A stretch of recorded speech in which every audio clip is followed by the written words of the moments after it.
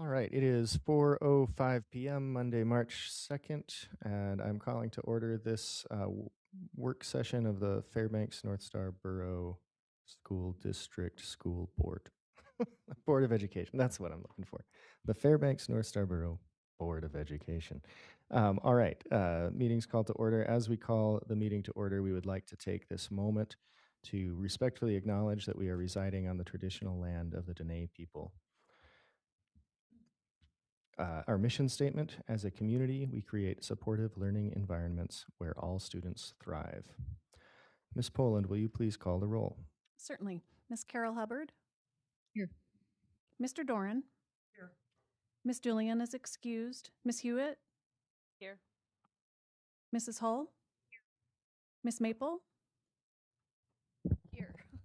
Thank you. Mr. Burgess? Here. We have a quorum. Thank you. On our agenda tonight is proposed budget work that will include presentation on the Elementary Extended Learning Program, or ELP program, and I'll turn it over to Dr. Miner. Okay, thank you, President Burgess. As President Burgess stated, we're going to start with an ELP presentation this evening. Oftentimes during our budget work sessions, we do deep dives into different areas that were in the proposed budget or that board members are interested in investing in the recommended budget.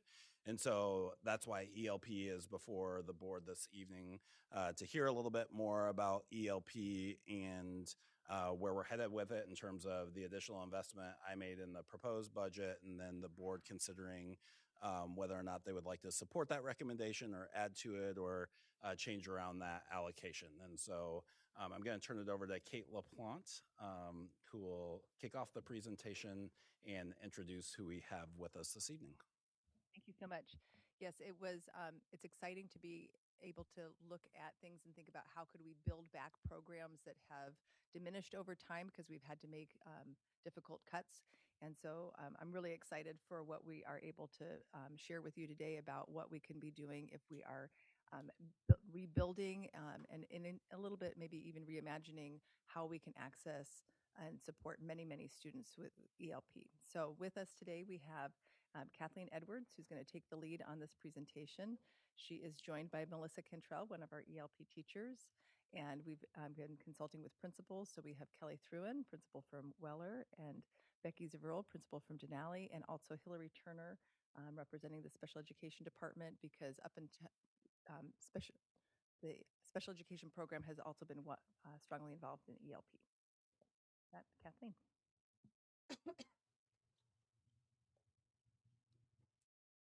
Now I have to ask for, can I go ahead and project?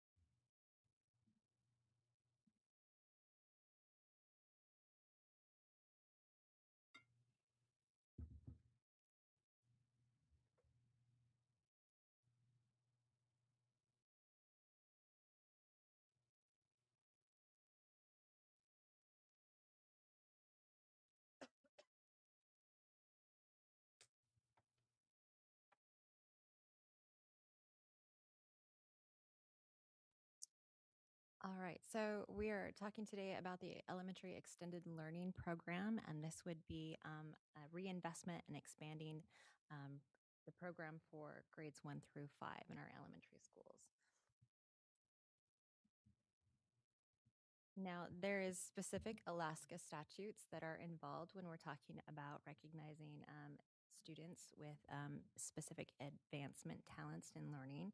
And according to the Alaska law, there are some requirements, and those are things that include identifying the students, establishing a criteria, supporting the development of learning plans with input from teachers, parents, and students, and then also allowing their families to request a reevaluation of the student's eligibility, the district program, and the learning plan itself. And these are guidelines that we have to follow according to Alaska statute. There is not a federal mandate on that is tied to any kind of funding source, so it is left up to the states, and each state's may determine how to do this a little differently, but these are the statutes specific for Alaska. That means that we as a district get to determine when and how we identify those students. We get to determine the eligibility and the criteria that we use, the services that we provide, and then the delivery model that we offer. We also get to determine the process for requesting a reevaluation of the eligibility, the program services, and the learning plans. And that's applicable to all districts here in the state of Alaska. So our plan can look different from Anchorage, can look different from Matsu, and it can really be put together in a way that makes sense for our district given our resources. And as Ms. LaPlante explained, we know that our program has unfortunately been, subjected to our budget cuts over past years. But now we have this opportunity to possibly reinvest and expand the program. And we can identify some of those reasons that it would be great to reinvest and expand the program. We are down currently to 3 ELP teachers serving grades 1 through 5, which means that's limited staffing and their caseloads are very much imbalanced. If we can expand that by adding additional staff members, that would certainly help. And then we can expand services and we can right size the program so that it supports the students in the best way possible. The current model we're using is just not as effective as it once was. We have 3 people trying to do their very best to serve a number of students, and we know that it's not as effective as it certainly could be. We also know that if you can expose more students to those advanced and high quality lessons, right, that have deeper dive opportunities, that it's possible it'll spark something within each student as they're going through a piece of this. So if we can expand those push-in opportunities for our teachers to come into classrooms, it might actually hit that spark with a kiddo and they may raise to the top of that class and need some additional assistance. We know also that our classroom teachers can always benefit from having that embedded expertise occasionally and that time to collaborate with our ELP experts and to get insight and input into how best to support those students that are in their classrooms. And then in time, we can extend those learning opportunities into the classroom and help those students who are advanced learners. It all actually will give them opportunities to interact with their peers inside their classrooms rather than always pulling them out necessarily. So if we can do some push-in as well as doing some supported on the pull-out of our students, this is great for all of our kiddos. This is going to tie directly into Pillar 2. And you'll see that although we have 3 items under Pillar 2, 2 specific items are supported by this expansion and reinvestment. So if Pillar 2 is we will prioritize meaningful educational opportunities for all students, we will know we're successful if those underrepresented groups have increased access to advanced course offerings and learning, as well as schools offer a multifaceted portfolio of curriculum and course offerings for students. Now, because we're talking about taking a very important program and trying to reinvest and expand, we wanted to make sure that not only were we going to use those dollars effectively, but we were also going to be able to support the teachers that are currently involved in the program and get their expertise. So you can see that we've had multiple meetings already. It wasn't just about putting a plan together and hoping it was going to work. We needed to actually get input and feedback from the people who are actually in the program right now, because again, we know that those are the experts in the room and where we could target those investments. What kinds of challenges were they already dealing with? How could they see the program grow, and could we support those asks and needs? Did we have a complete picture? So you can see that we have had several meetings already. Our ELP collaboration team involves several principals, all the ELP teachers, and then several administrators here at the district office, because we would be able to connect them with the resources to support their program. We've already gone through, again, specific challenges, what needs to continue, what needs to, where we have some room for growth, where we need some certain supports.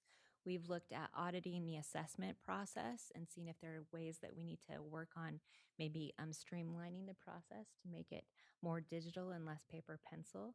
We're looking at additional supports in that process. Is it just the ELP teacher who needs to do those assessments? Are there additional people in the building that can help out with those?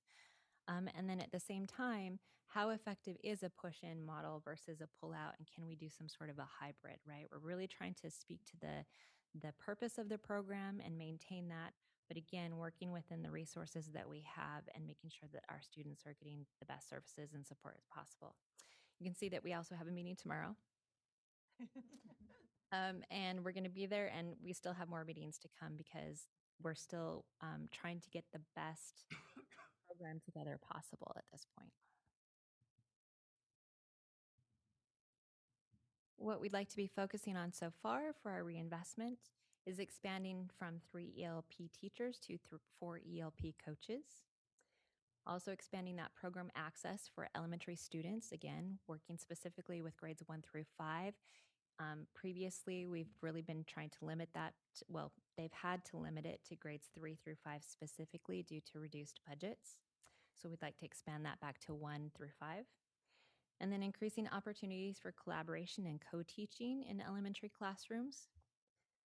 And then increasing awareness of engaging hands-on resources that are available to elementary classrooms. So again, if the student is not necessarily identified to be part of that ELP program, the fact that we have a lot of ELP type lessons and resources available doesn't mean that it has to solely be something that's extended to those students who qualify, but it could be made available with additional support into the general classrooms. We want to make sure that all of our investments, our reinvestments and expansions go back to supporting those goals of the program. Again, providing those high quality hands-on engagement opportunities to all of our elementary students.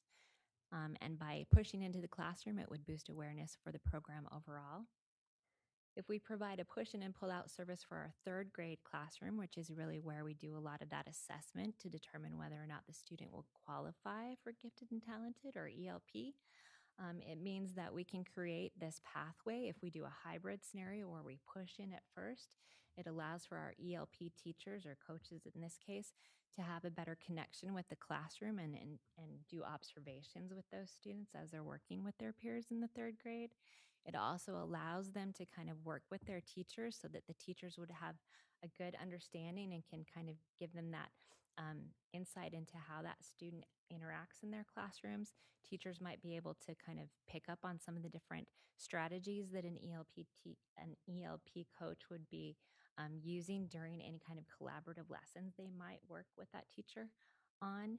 And then once they've completed that assessment for the 3rd graders and they move into 4th and 5th grade, and they're being pulled out for those programs at that point, that hybrid moment in the 3rd grade really helps that pathway for that kiddo when they then step out during the 4th and 5th grade to go on to deeper dives in the program. And then, of course, our other program goal is to make sure that we're providing a collaborative and co-teaching support so that when the ELP coach is not there, those students, when they're in class, they still have the support from the general classroom teacher.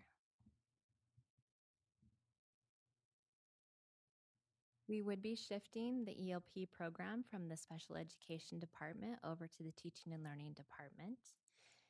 And that shift will bring a lot of support for the ELP teachers.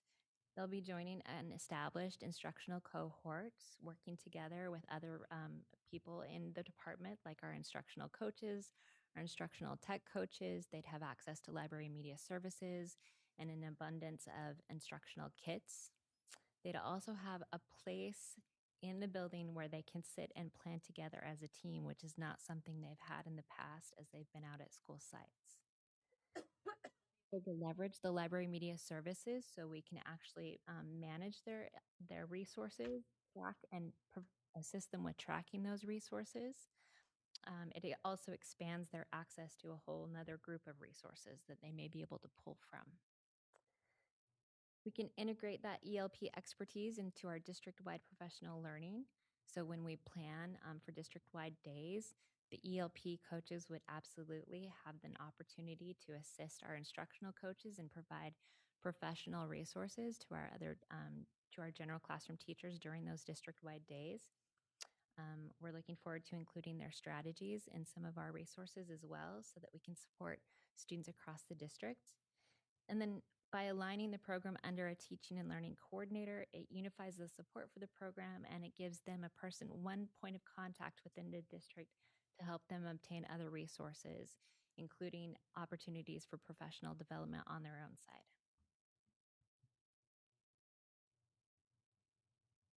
So again, we're going back to trying to optimize those identification processes and streamline those so that we can recognize as many of our advanced learners as possible.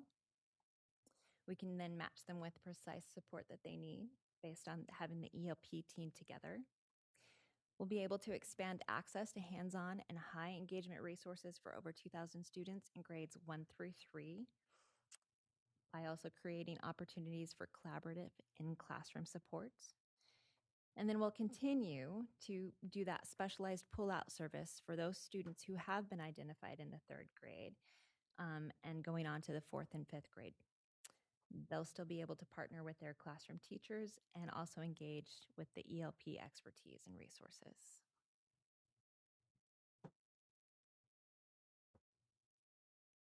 And then just again, that this would be in support of Pillar 2. And by reinvesting and expanding access to ELP, we would be providing underrepresented groups in grades 1 through 5 with increased access to learning opportunities. And we would be supporting schools as they offer those multifaceted portfolios of curriculum and course offerings for students.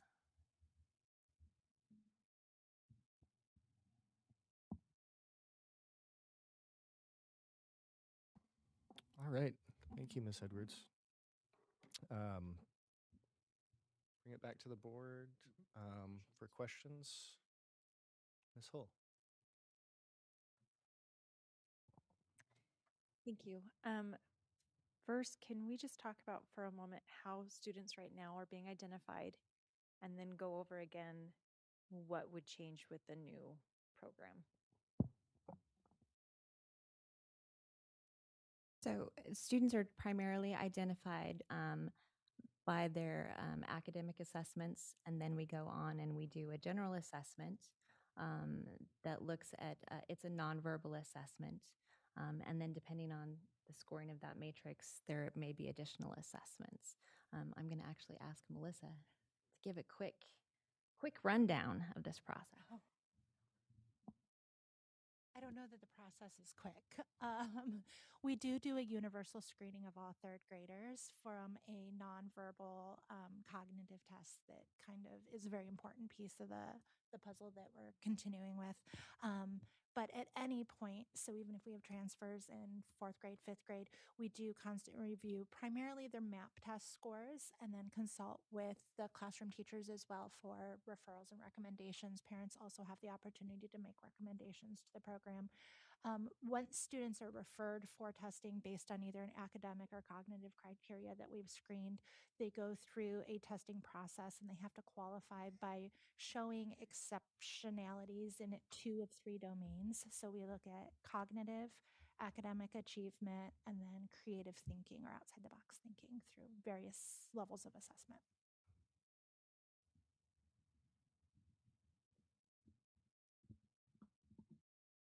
Follow up, Ms. Hull.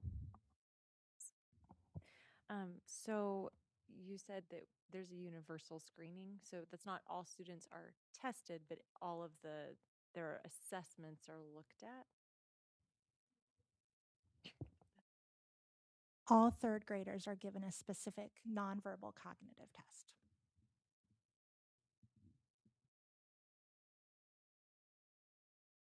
Mr. Doran. Thanks for the presentation. What I'm excited about is looking at how we've been cutting ELP for several years. The idea of being able to invest, say, to add staffing, whether it be 1 or 2, or eventually maybe more. Um, but the fact I really want to say that I'm very pleased with looking at reimagining it. You know, I think as we go back to things, it's nice to go back, but it's more important to take a look at what fits the situation now and best serves kids. So I'll start my question.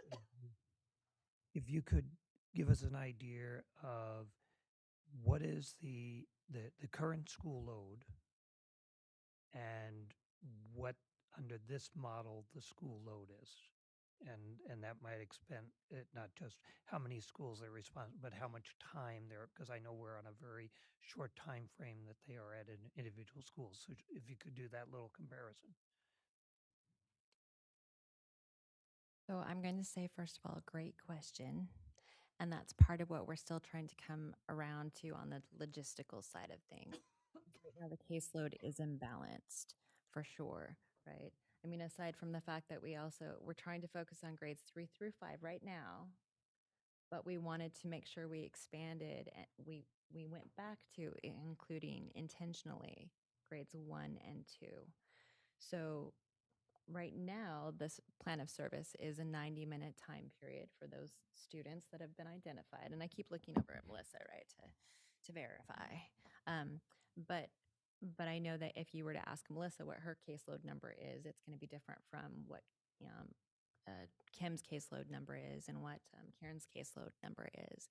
And depending on the students that have been identified, and depending on their particular needs, right, a project may take longer at one building than it might at another, but depending on the group of students that you're working with there. Um, but it sounds like you would also like an example of what maybe Melissa's day might look like at one particular spot. If I might. Yes, but what if I understood it, for this year, going into this year, the plan was to have people for a certain period of time doing these schools and then they move on to other schools. And so it was kind of, kids got services really directly from an ELP teacher for a period of weeks. If so, I want to make sure that as it planned out this year, that actually is the way it went. I have an understanding of that. And then how this changes that to hopefully increase that time if we add to staff. That means one more and dividing in some way. So this model, as it's developing, and I'll understand that for next year it's developing, but what that changes from this year to next year under this plan.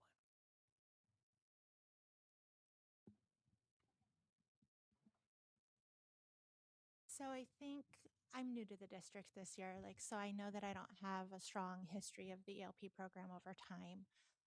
My understanding is that through all the cuts, we kind of got to a point where we're going to do the best we can with what we can for who we can, right?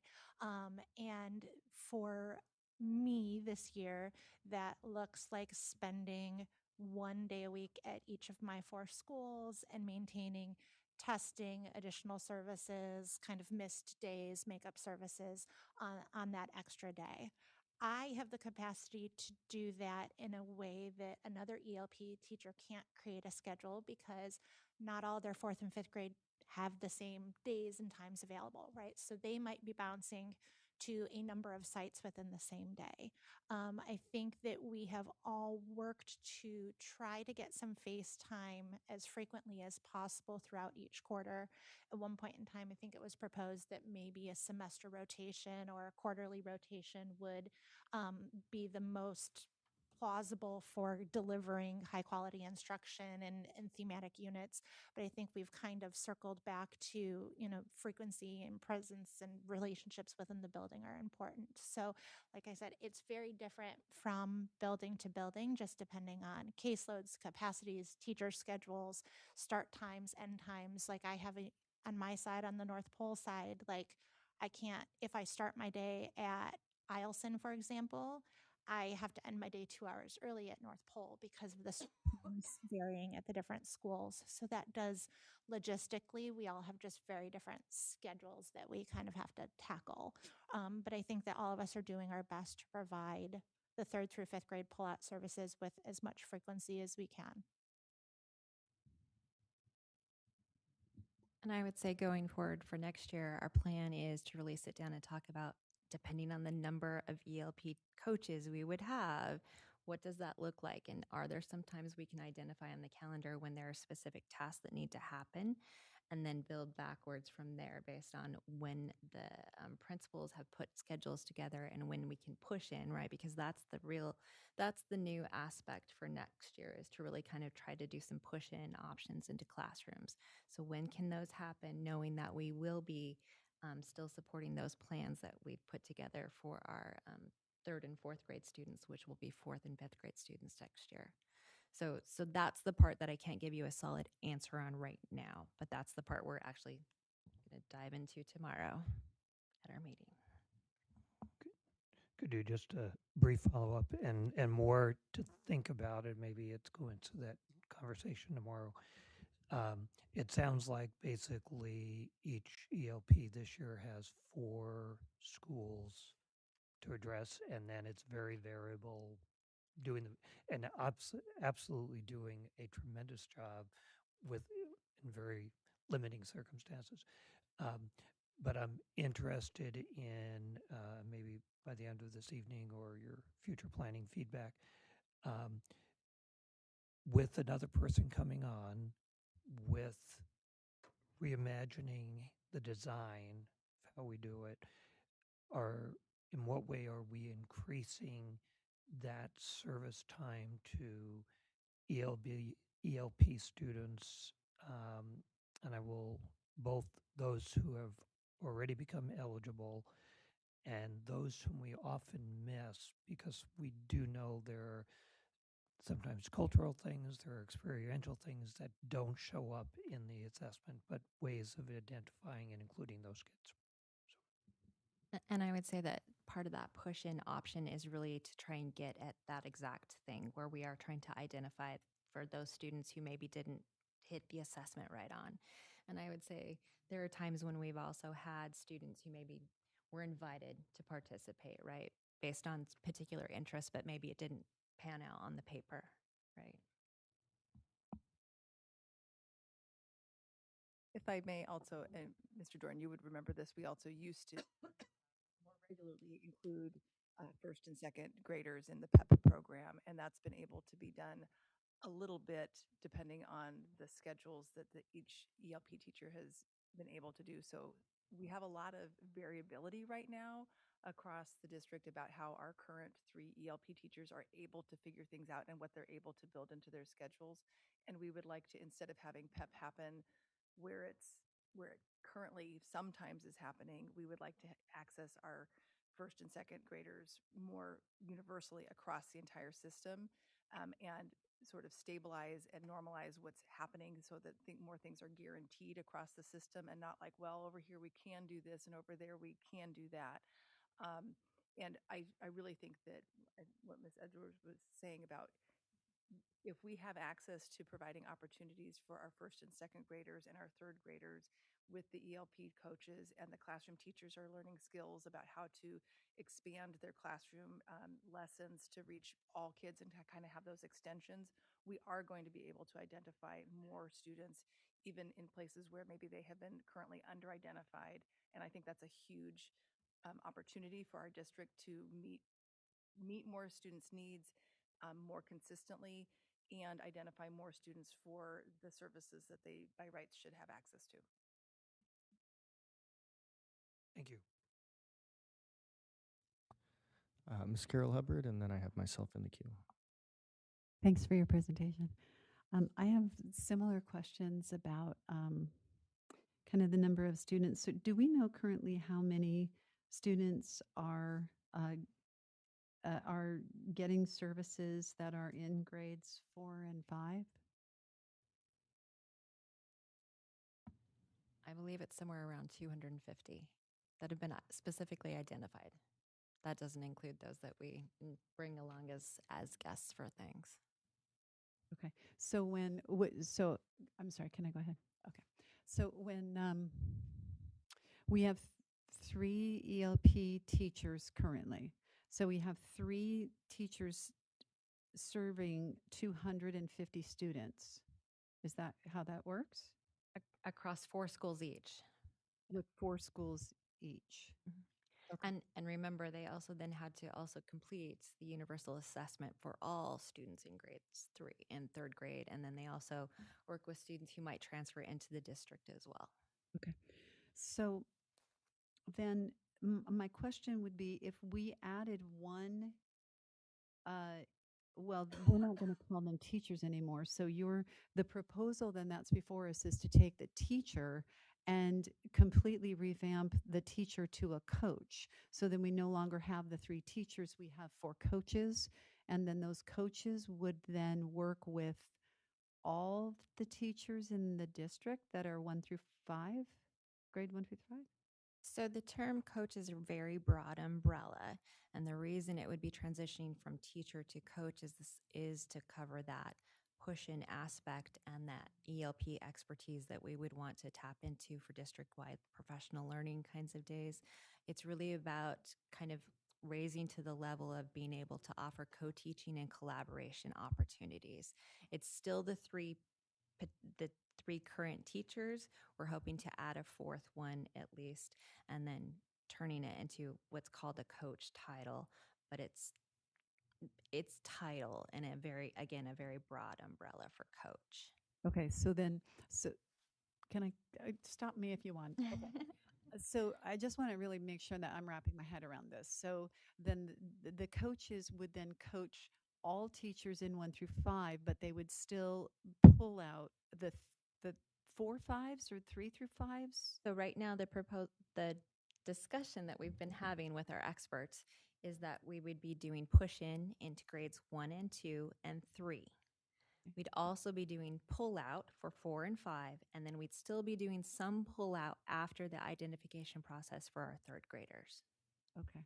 So then each teacher, if we had 4, then everybody would be down to 3 schools instead of 3 teachers with 4 schools, it'd be 4 teachers with 3 schools. That's a possibility, but we're also wrapping our heads around what does it look like if we have, say, a grade level specialist or someone who really is good at the push-in or someone who really has built those relationships with the pull-out students.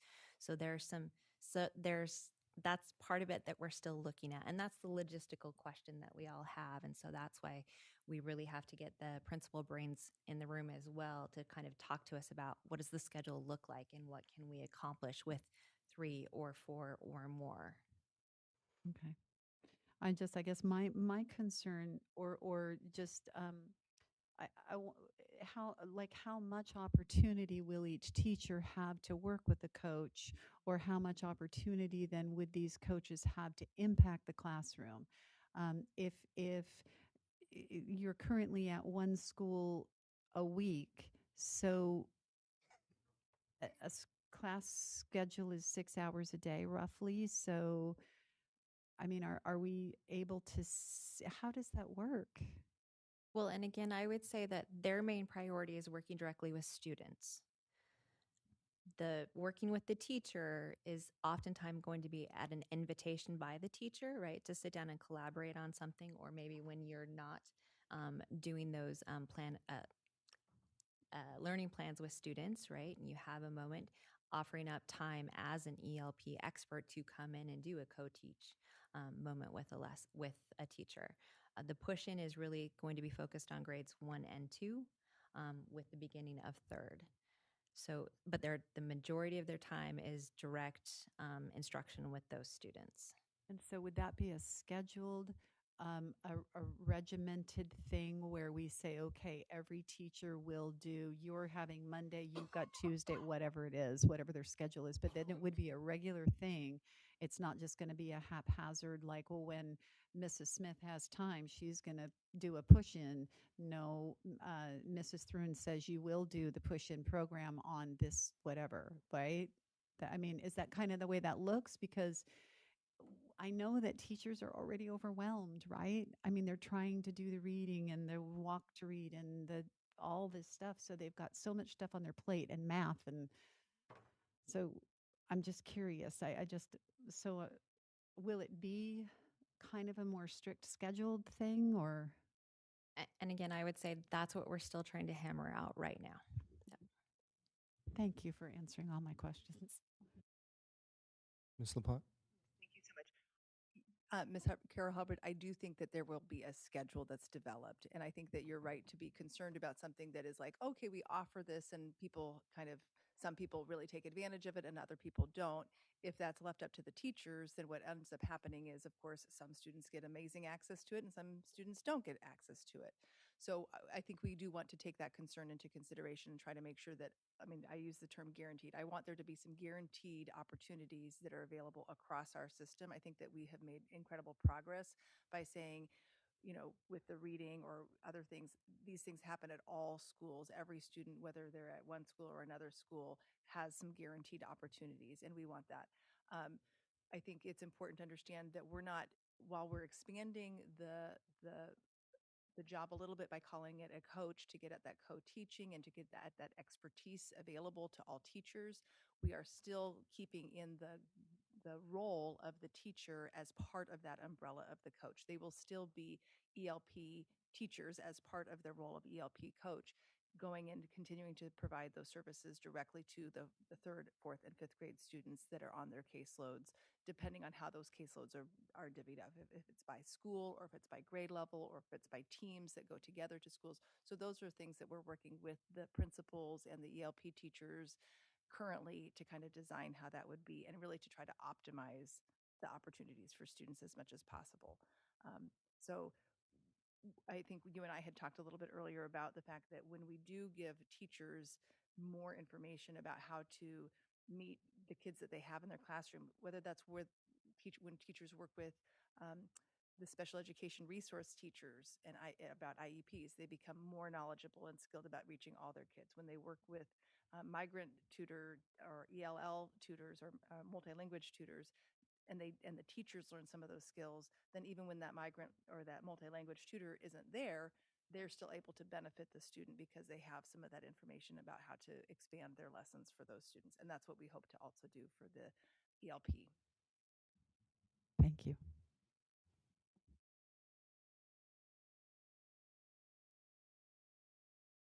Mr. Beam? I just want to talk about your comment a few minutes ago about the teachers are so overloaded, which we all know. I mean, they have so many more things going on. And what we believe is that this could be a really nice opportunity for us to support the teachers in the content areas, especially with the younger kids, that they don't always have a chance to get to, because we ask them to spend so much time on math and reading that they can't always get to the social studies and the science and the art and those other things. And this is a chance that we can really support the teachers and maybe potentially take a little bit of that off of them by co-teaching with them, by working with them. So it's not up to them to come up with a brand new thing that they have to do or to figure it out, is that we can support them in this way. And again, have that same guaranteed experience at every school, which is very important. And it's really honestly a matter of equity and making sure that everyone has that same experience and opportunity to then move further into ELP as they get older. So we can help teachers on the workload and help kids and identify kids all at the same time. I like it. Thank you. Okay, I had myself in the queue, and then we'll go to Ms. Hewitt after that. My first question was, what is the difference between teachers and coaches? So that's been well discussed. Thank you. So I'll move on to something else that I just wanted to get clear on in terms of the timing and grade levels. And I guess I'll start with historic. It sounds like right now we assess at third grade. Okay, I'm seeing nods. Historically, did we assess in kindergarten, first or second? at least within the past couple decades. I know that I was assessed in kindergarten myself. Uh, but Is that outside that 20-year window? yes, I am old. So all right, so really we haven't, for at least the recent memory, we have not been assessing earlier than third grade. That's correct. Okay, thank you. And so I guess that would mean that there wouldn't be, I guess, to shift, it's kind of along the same lines, but in our district or other places, are there in those lower grades, is it there typically a pull-out model or an ELP services provided at those grades? Or? I would say just from the research I did with several of the districts in our state, there have been times where maybe the second grade was looked at, right, because of whatever might have been happening in a district with third graders in particular. But that was something that came up in our discussions, and we felt like the second grade assessment opportunity was not going to get at the students in a way that would make sense for their program to move forward. And I would say also at the same time, just given the budget difficulties that other districts in our state are having right now, their programs are being, their programs are being reassessed at the moment. Okay, thank you. So just to sum up my understanding, and you can confirm, it sounds like what we would be doing is building a way to help assess and identify students earlier with the push-in model, and also providing as a bonus support to classroom teachers on specific in specific areas. I don't know that earlier is necessarily the case, but more accurately identify and get away from potentially not identifying students along the way. And then I know, Melissa, you wanted to give some more insight. Universally through gifted education, that second, third grade band tends to be the screening years. Just looking at kind of the reliability and stability of some of the testing when it comes to those cognitive measures and stuff, they tend to kind of firm up. That is another reason why some students or some schools and districts across the nation go to like this talent development model where they're giving those early critical and creative thinking opportunities to kind of develop that talent outside of it. So I think that that's part of that goal, is to kind of give an early exposure to how do you approach problem solving and creating some of those solutions and defining patterns, things like that, so that they have kind of an equitable access to the testing materials, so that they kind of know how to puzzle that out a little bit. Similarly, I think that some of the concerns that are being raised are still just like, how do we fit that all in, and how do we make sure that we're preserving, once identified, that rigor of those programs, right? Because the early talent development kind of leads to the support, but then once you identify, that's when we have the learning plans, and that's when we have like that exceptional student that we've identified that kind of fits outside that range, that have all their needs met in the classroom. So I think that scheduling piece, and that's kind of the big what if, I think, that we're still trying to tackle.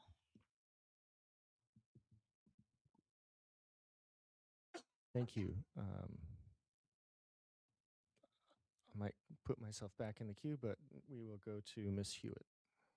How many third graders are there?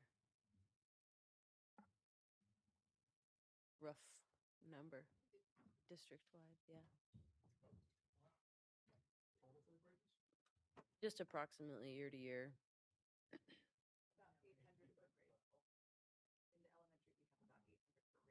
And so right now, 3 people are assessing 800 plus teaching about 200.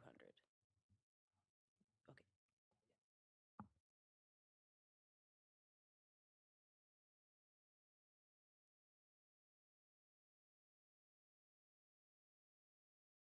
Okay, I have Ms. Carol Hubbard and then Mr. Doran. Thank you. That was, thank you, Mrs. Hewitt. I was going to ask the same question. So we'll, if we were to add one more, then we would have approximately four people testing about 200 students apiece. What kind of time does that take? Just curious. Well, the first one, they're going to look at map information for part of that. And then we go to, we're hoping to move to a digitized version of what's called the COGAT, right? And that can be done in groups, and it can also be done individually. And depending on the ELP teacher, it may be that they're pulling out to do that. But Melissa, if you want to talk about how you've been handling that. I feel like testing is one of the most dynamic things about the job, right? Like, because it's not just the universal screening of the third graders, which the test itself can be taken in about 45 minutes to an hour. And then we have to score them and evaluate the data and determine who we're going to send referral lessons or referral letters home for. This year, I sent referral letters home and did the expansive ELP testing on 84 students through my schools. So if that gives you in third through fifth grade, 84 students, then we're on for the different amounts of testing. Some of them, if they already have a high academic achievement scores from their MAP testing, we don't have to dive more deeply into that particular domain. Some of them, like, we have to kind of test ad nauseum, right? Like trying to get the scores within the different domains. So it is a very dynamic process. Where we already kind of, okay, you did your MAP scores, you did your screening, you were successful on both of those. Like, I've identified you for the program. But then there are some that the academic achievement test, I've spent 2 hours going through a student one by one, verbally, like going through those responses just to find out that now we have to send them and do this other test with them. So it can be several hours per student, or it can be a matter of, like they did the screening and we're good to go. So. I'm curious about your thoughts, Mrs. Averill, Mrs. Thrun. I'm curious how you feel about all of this.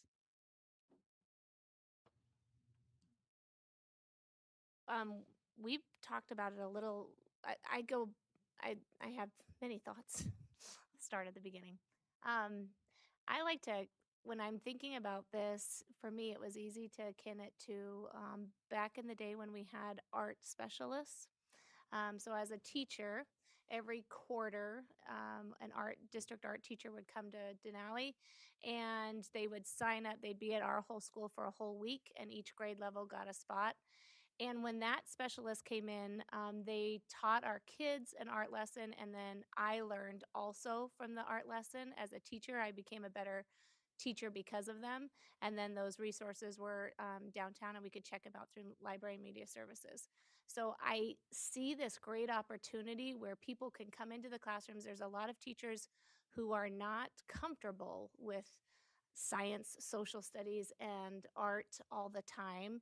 And so if they had somebody come in and model a lesson with them, they worked with their kids, they saw some sparks, I think it could help our teachers too, and it could spark some really great things happening in the classroom for that as well. I also, at Denali, we have only had a ELP teacher maybe once a week coming to us for the last couple years. And I know we have so many kids that can benefit from the great lessons that can be there. I'd love to see it expanded so that more of our kids benefit than just a few pulled out once a week. So I love the idea of just getting it in more hands. Yeah, I would just add that I wrote down the same example that Mrs. Averill just spoke about, because as a teacher here in the district, we benefited so much from those educators who would push in for everything from classroom management to how integrated, art integration with everything else, and science and social, all the things. So it's a benefit to me. This is a win-win for all the students. So I'm super excited. And if you want to add a sixth teacher, that would be really great too.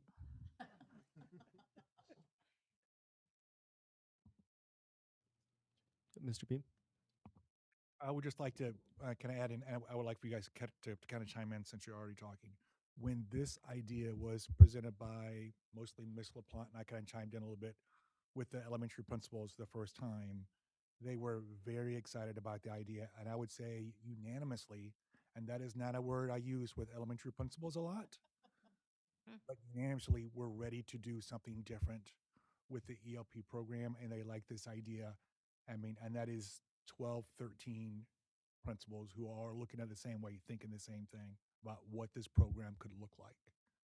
I think part of it too has been because it has dwindled to such a point, it's now really hard on a building to, I have to find a room for this ELP teacher that comes once a week to be able to pull kids out and that I'm not using every other day. So it's become a logistic hardship that we're only having them a little bit, but we could sure plan around more of that if we knew when they were coming and there was more consistency.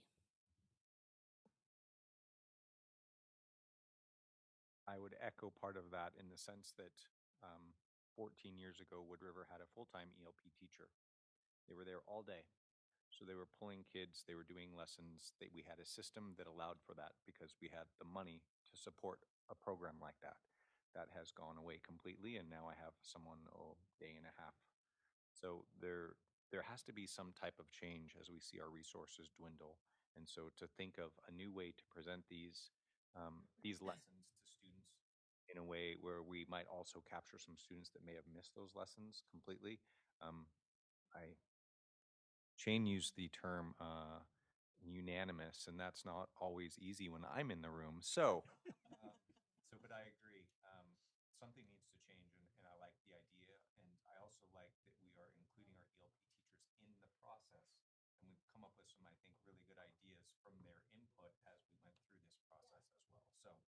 So I think there's still some work to be done and some irons that need to kind of be figured out and directions that need to be decided. But ultimately, additional resources, I would echo that as well, would be very helpful because there's a lot of testing that needs to be done and not a lot of people to do it. So I would prefer to see us spending more time in front of kids and presenting those wonderful lessons. And the only way that happens is if we have a couple more people involved. So thank you.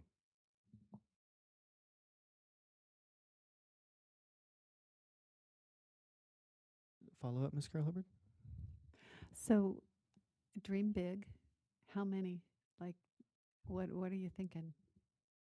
I mean, one more, two more. I mean, give us your dream. One per elementary school.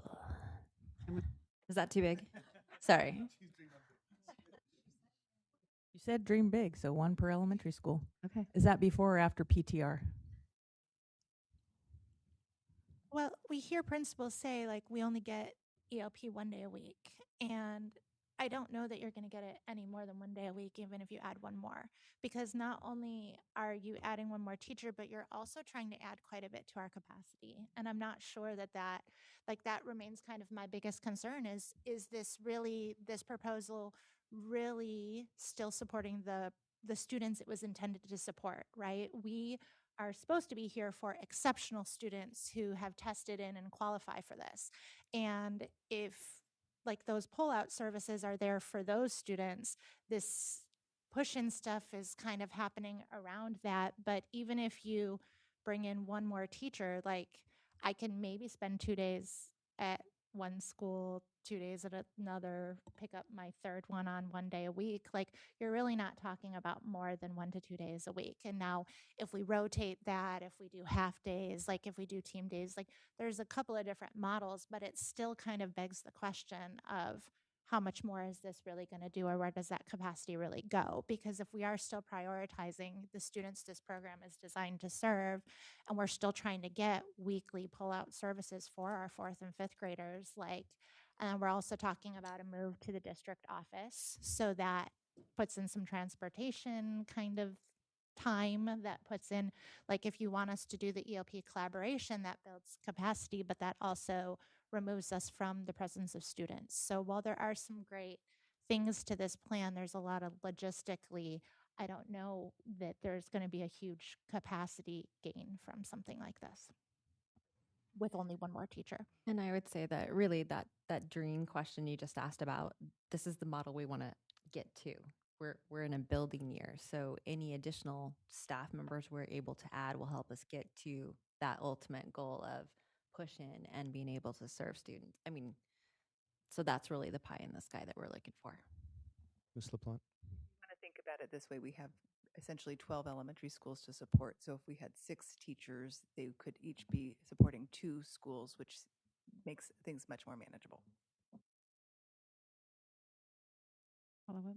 One more follow-up, Ms. Carol Hubbard? Okay. Do we have space available at the schools for, is there space available at the schools for That's a yes and no question. Okay.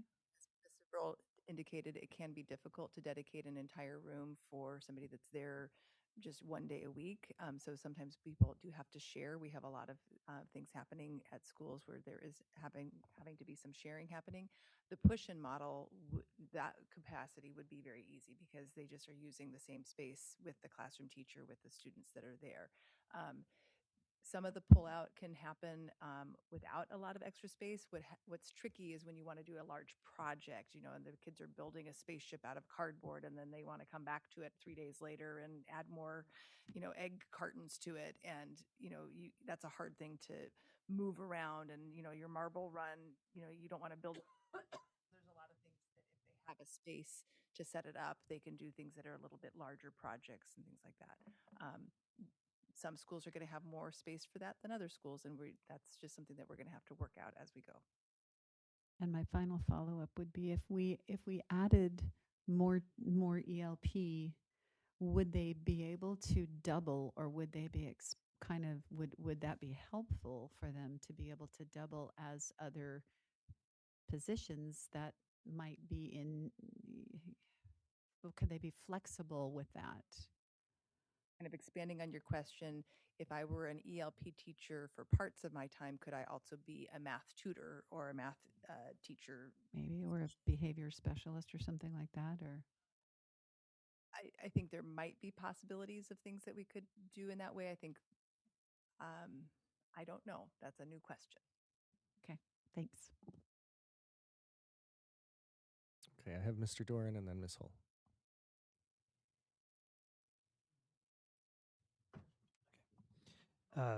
Thank you for asking the principal's input, because that's what I was waiting for. Maybe an observation and get your response to it is, what's exciting to me about it is, in lots of ways, my own experience has been ELP has been more isolated in kind of its own silo. They come in, they meet with their kids, they leave. Over the years, different ELP teachers have done more or less invitationals and stuff, so it's brought in other kids. But this seems to make a better connection to if I'm understanding you right, to the regular classroom, because ELP kids don't only benefit from the special project on one day, but they need that support, those enrichment activities. And I think classroom teachers are really good at trying to enrich their lessons, as well as do the remedial pieces of that and the core piece of the lesson. But this provides an opportunity to build on those enrichments, so that what I'm looking at, are we moving towards where we can provide more services to ELP kids, who designated and those who don't make the cut, so to speak? And it seems to me that this does provide that opportunity to provide more service, because it's and if I understand it, is the model that you're kind of talking about, the art one, for instance. And I'm thinking when we had math coaches and they went in and did model lessons and stuff with the math blocks and all of those types of things, they came in, they taught the lesson. The teacher did not have to teach the lesson. So it took a lesson off their plate, so to speak, but they were there so that they knew what was going on and they could participate Um, um, and this would be that type of thing. So taking a little bit of that onus off the teacher um, to um, to be able to watch, listen, learn, and do, but not have that responsibility. But then they can carry that on in the different ways. My question is, am I tracking this along a reasonable path? That's an aspect that we've discussed, absolutely.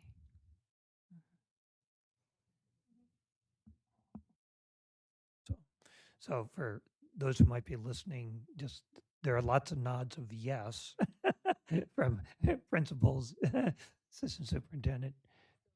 Been touched on a little bit about the art kits, and we have lots of other types of kits that are in the district, and I would say that the utilization of those and the familiarity with the different kits that we have, from art kits to science kits to STEM kits to engineering kits to ELP kits, has been underutilized in the last 5 years.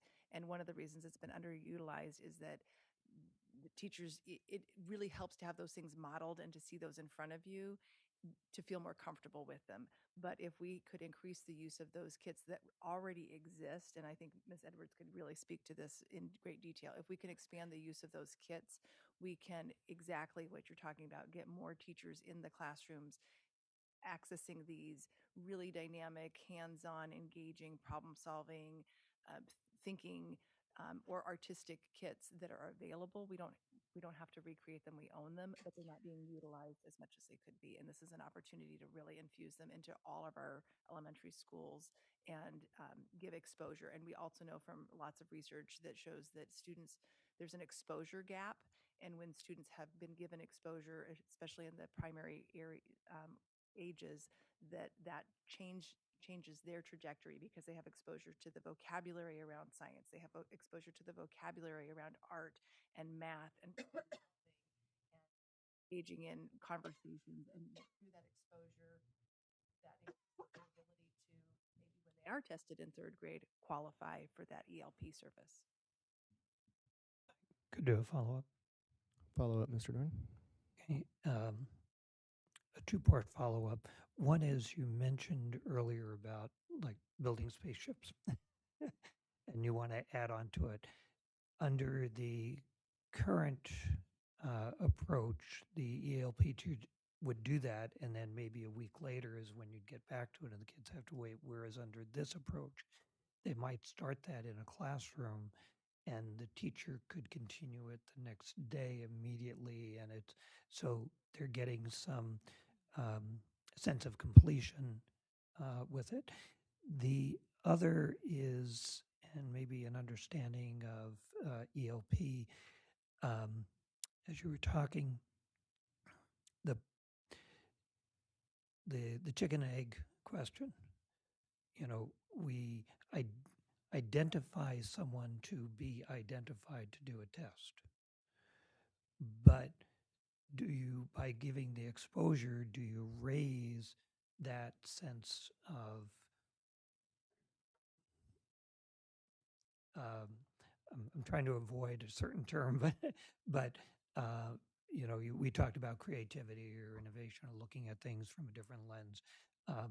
That can come from either way. And what I'm hearing is in this type of approach, we're actually initiating that thinking, drawing out that thinking more than depending upon a student coming into the school with it.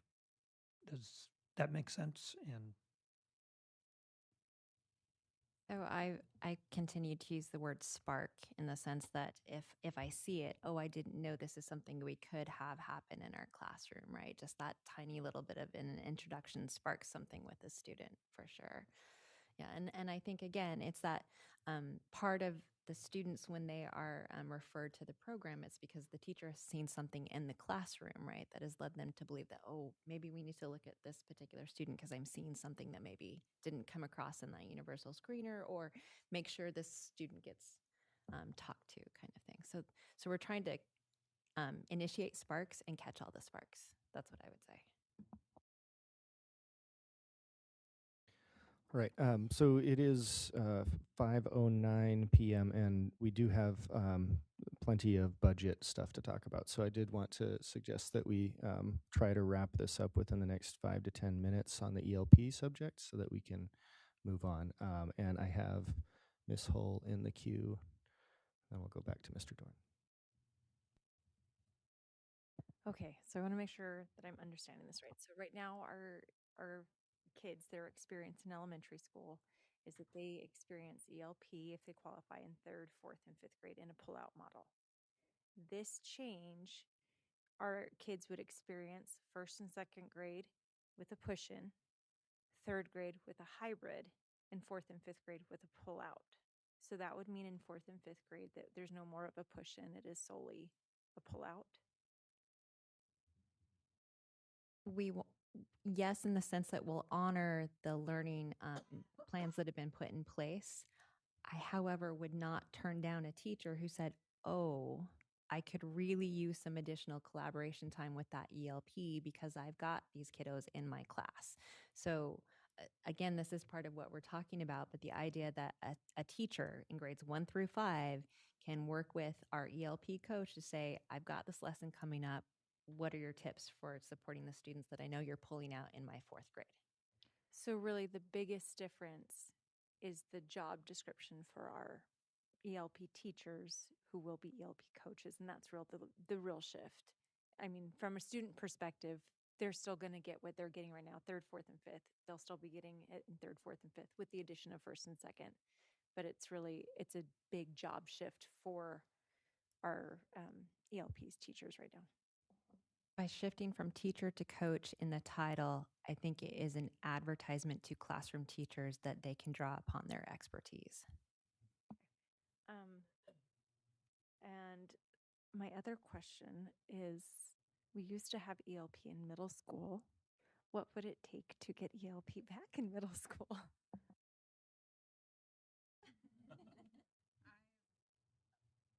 We haven't started that conversation, and so We have 5 minutes. So. Yeah. Another dissertation, yes.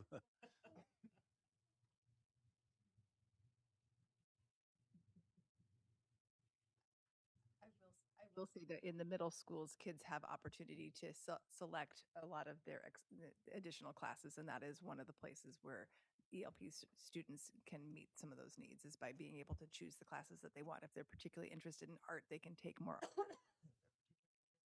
In science, they can make sure that they're taking the classes that, maybe the computer classes that also extend that science interest. So that's one of the places that we do meet some of those needs in middle school. I'm going to go Miss Maple and then Mr. Dorn. It's not really a question. I think one of the conversations that we keep coming to, like, as we were making cuts the past several years and trying to do that in the most equitable way that you do something that's not equitable, that now that we're getting to add back, finding a way to add to a program in a way that seeks to serve more students. I just want to commend the work that you guys have put into this, because it's taken me a lot of time. Obviously, I've been silent this whole meeting to wrap my head around all of it, and being able to invest in a program that we're hearing there's a lot of hurt from it being reduced, without that meaning pulling from other students, and in fact adding to other students, I just think is impressive. So thank you. Mr. Dorn. My last questions are, one, thank you for asking about the middle school question, because that was one that I had. But it relates to bringing both things together. You were asked to dream in staffing. The reality is we are limited, and we want to be able to, and appreciate the administration bringing back sort of an addition to the program. How we can build from that is another thing. So my question is building forward, not only for next year, but in the years ahead. We don't want to, go feast and famine types of cycles.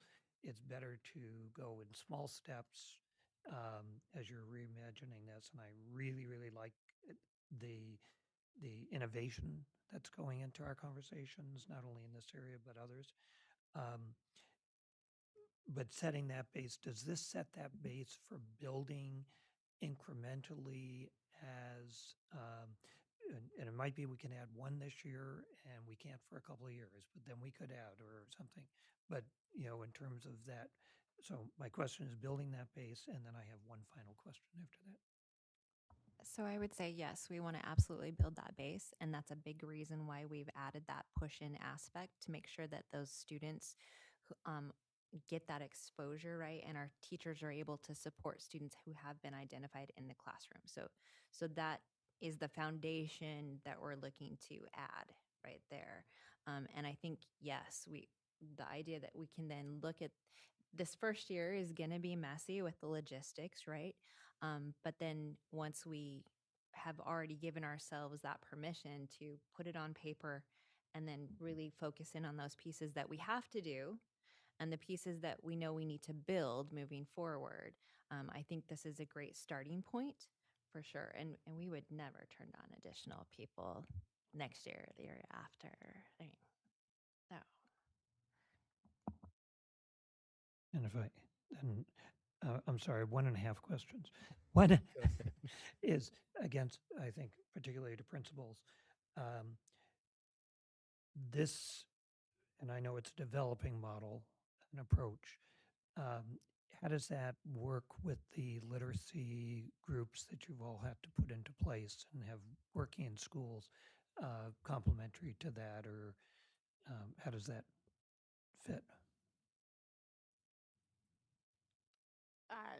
To me, it's just a systems question, a scheduling question. But I think it's an easy one to fit in. Even if, just us talking about, like, even if we just had one teacher per quarter come and hit and do that push-in thing, it's just a scheduling piece that I think would benefit so many teachers and kids that it's an easy to do, to me. I would agree. Just build it into a schedule. The sooner we know, the better. Just like we build our special schedules and our intervention schedules and our pull-out schedules, it'd just be something else we'd have to consider as we're looking at that big picture.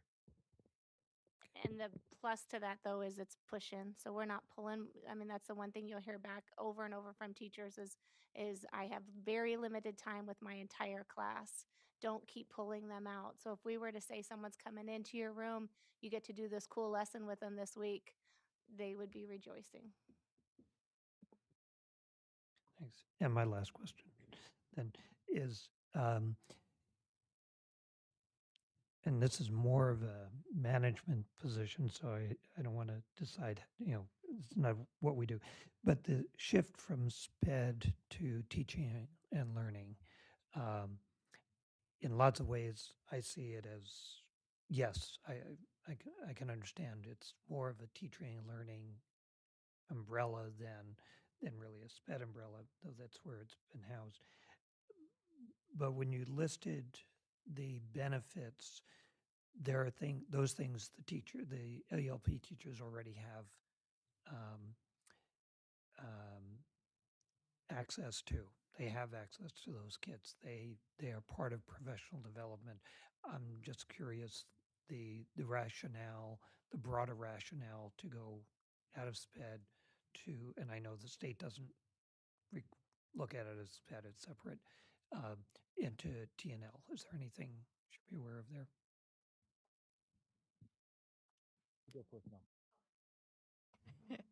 I think placing the program in teaching and learning really clarifies that gifted services are instructional and enrichment based versus remedial.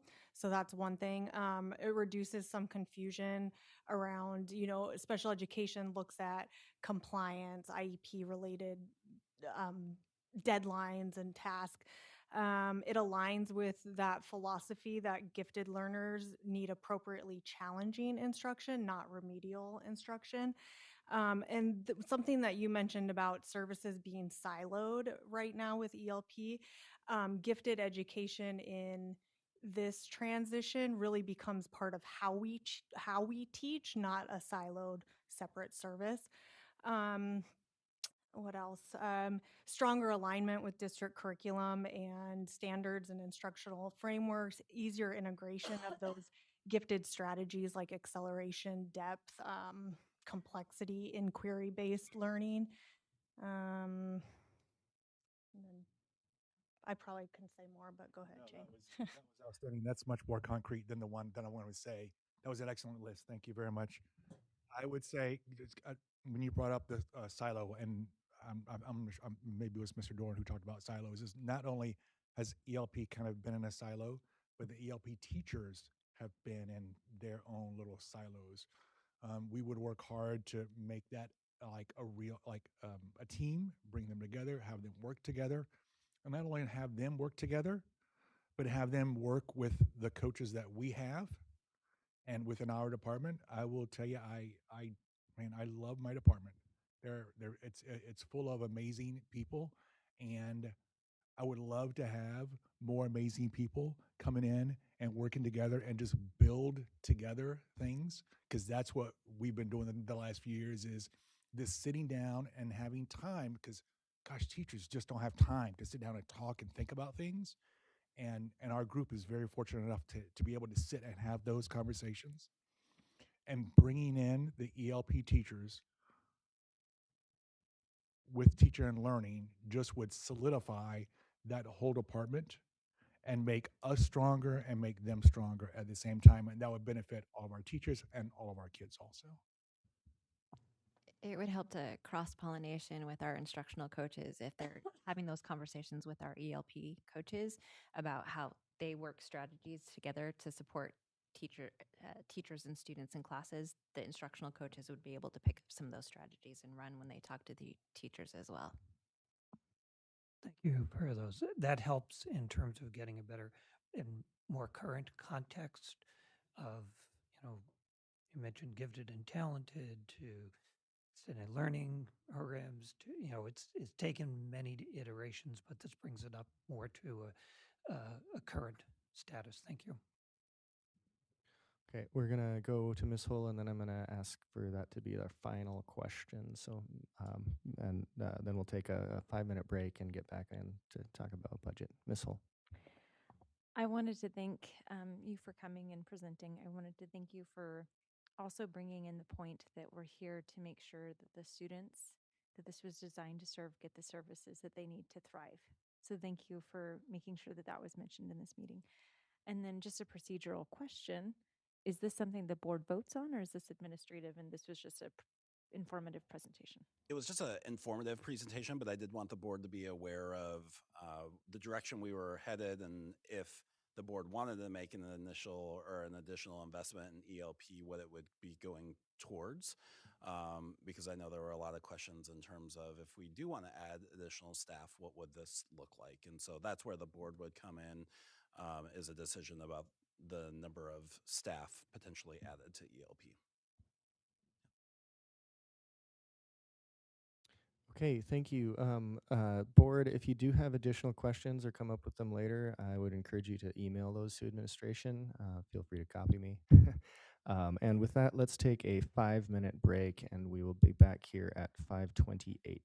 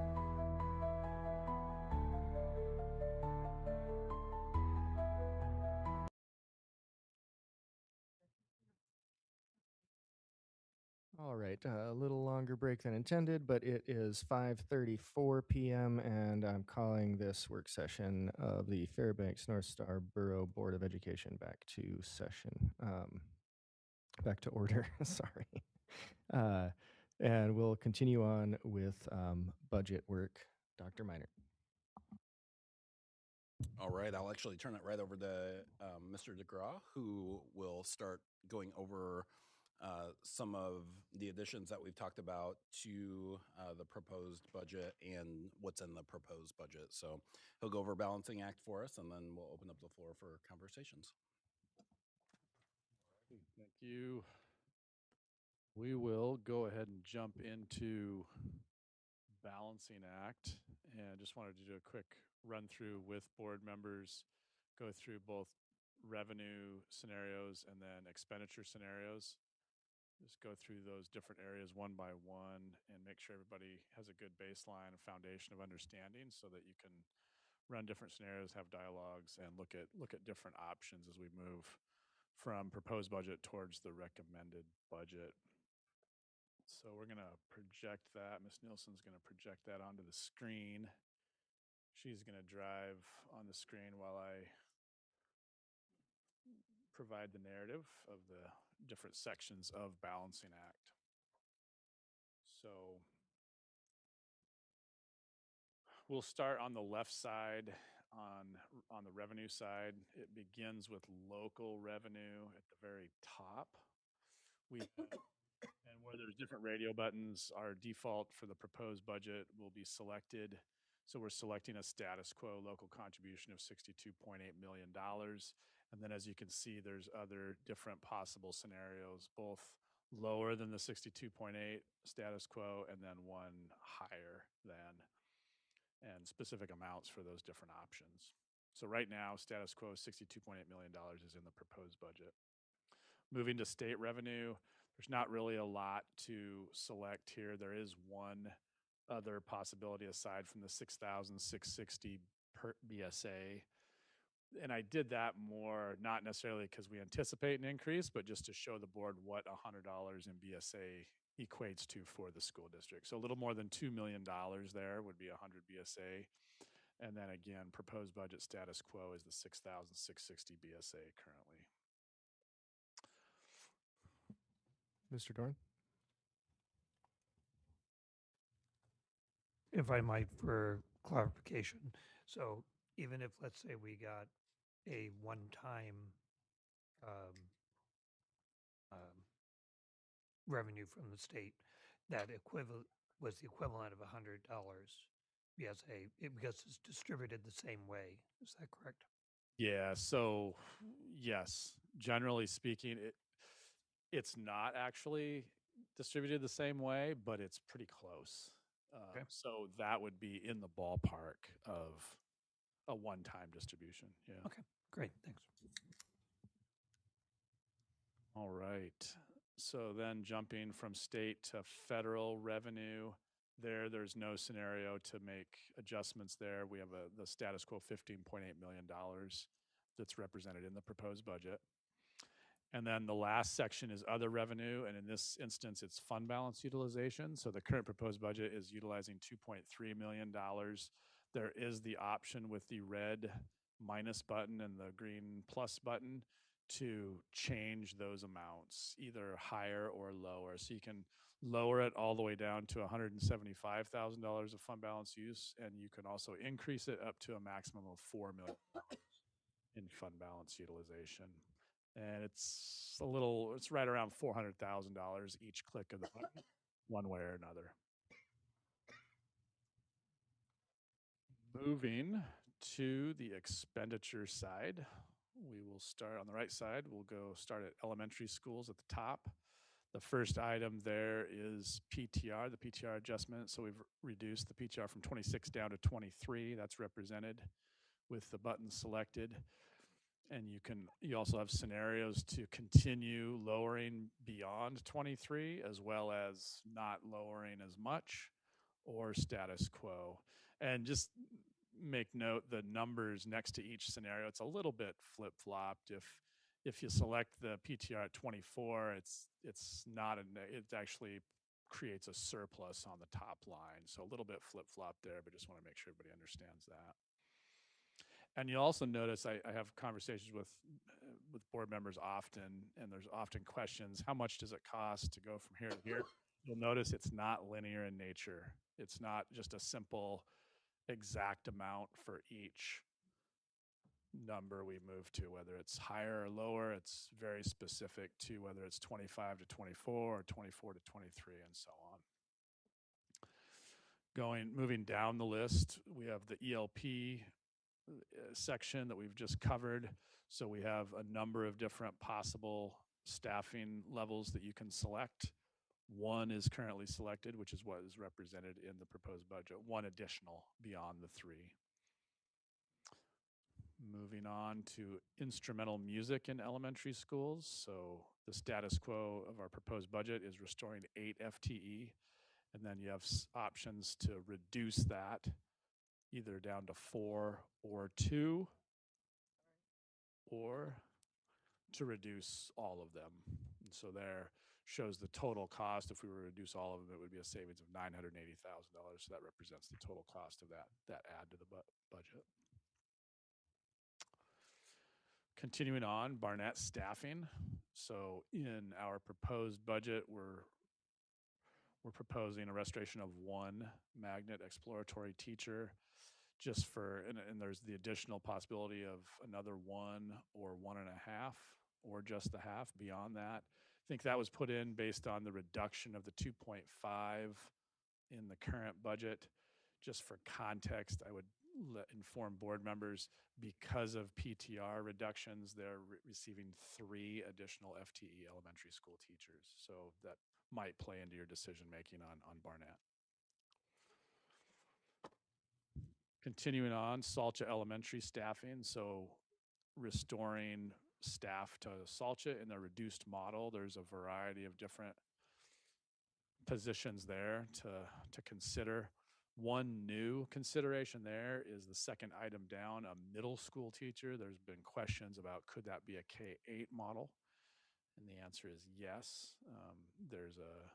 It could, and there's a 1 FTE middle school teacher option there. Continuing on, the cost of classroom teachers, either 1 or 2. Tutors, sorry, not teachers. So classroom tutors, and this is on the topic of supports for non-Title I schools. Currently, we're adding 2, and then the possibility of up to 3 more. And a lot of the benefit for board members, we might not have exactly what you're looking at maybe in the moment, but a lot of these areas give you an idea of what a position costs. So that might also be valuable to you if your exact scenario isn't represented in the tool. Next is the school behavior support technicians, 1 in various numbers, and then again, the benefit of seeing 1 position costs approximately $72,000. Moving to secondary schools, PTR at the top. So we're moving middle school at 28 from 30, and then the possibility of reducing it further or only reducing it 1 from the 30. And then in high school grades, moving from 30, actually, no, I misspoke there. Yeah, we reduced middle school 1 from 29 to 28, not 2. So in high school, we reduced that number by 2 from 32 to 30.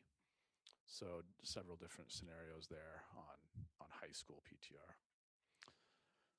CEC staff positions, CTE.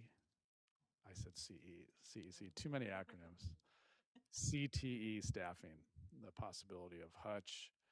Hutch also received additional staff from the PTR. I believe it was 1.6 FTE additional just from PTR reduction.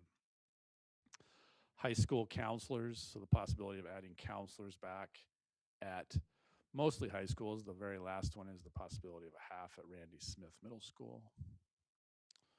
And moving on to the district-wide category. So the topic of budgeting for vacancies, status quo proposed budget is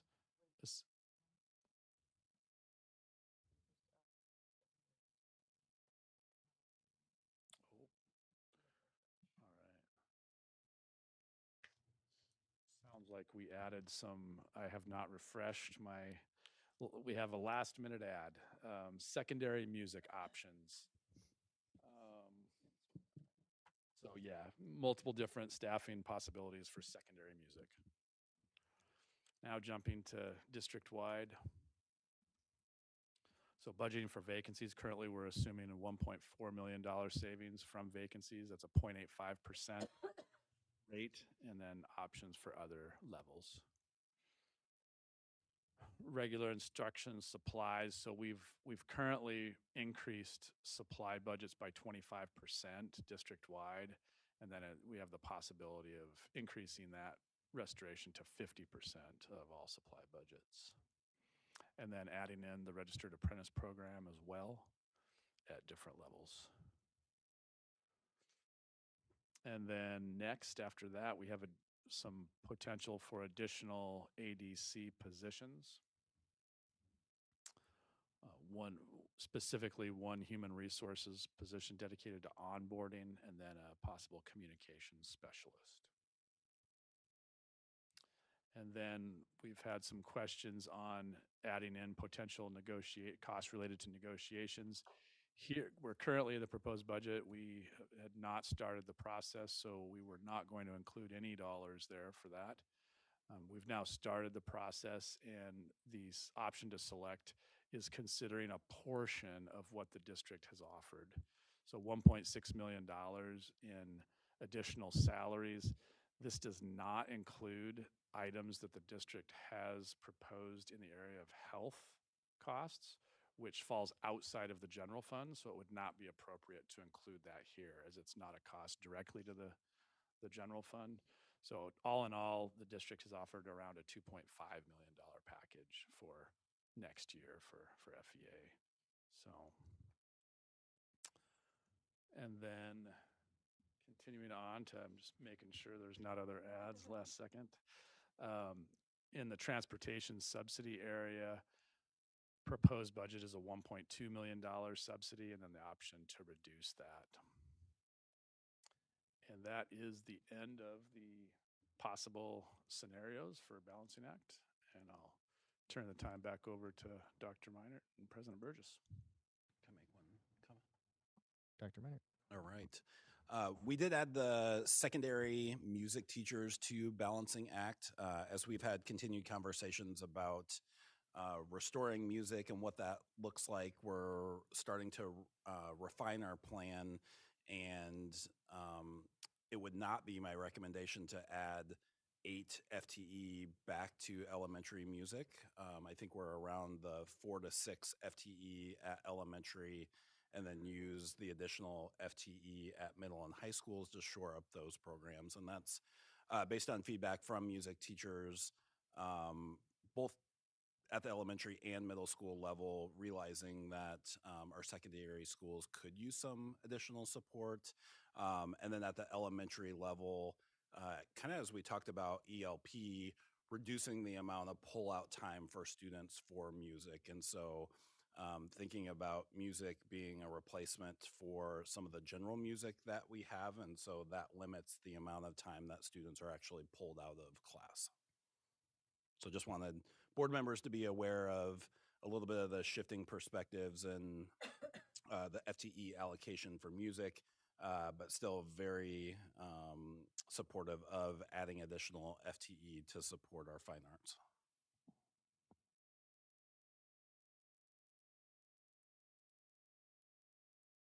Mr. Dorn?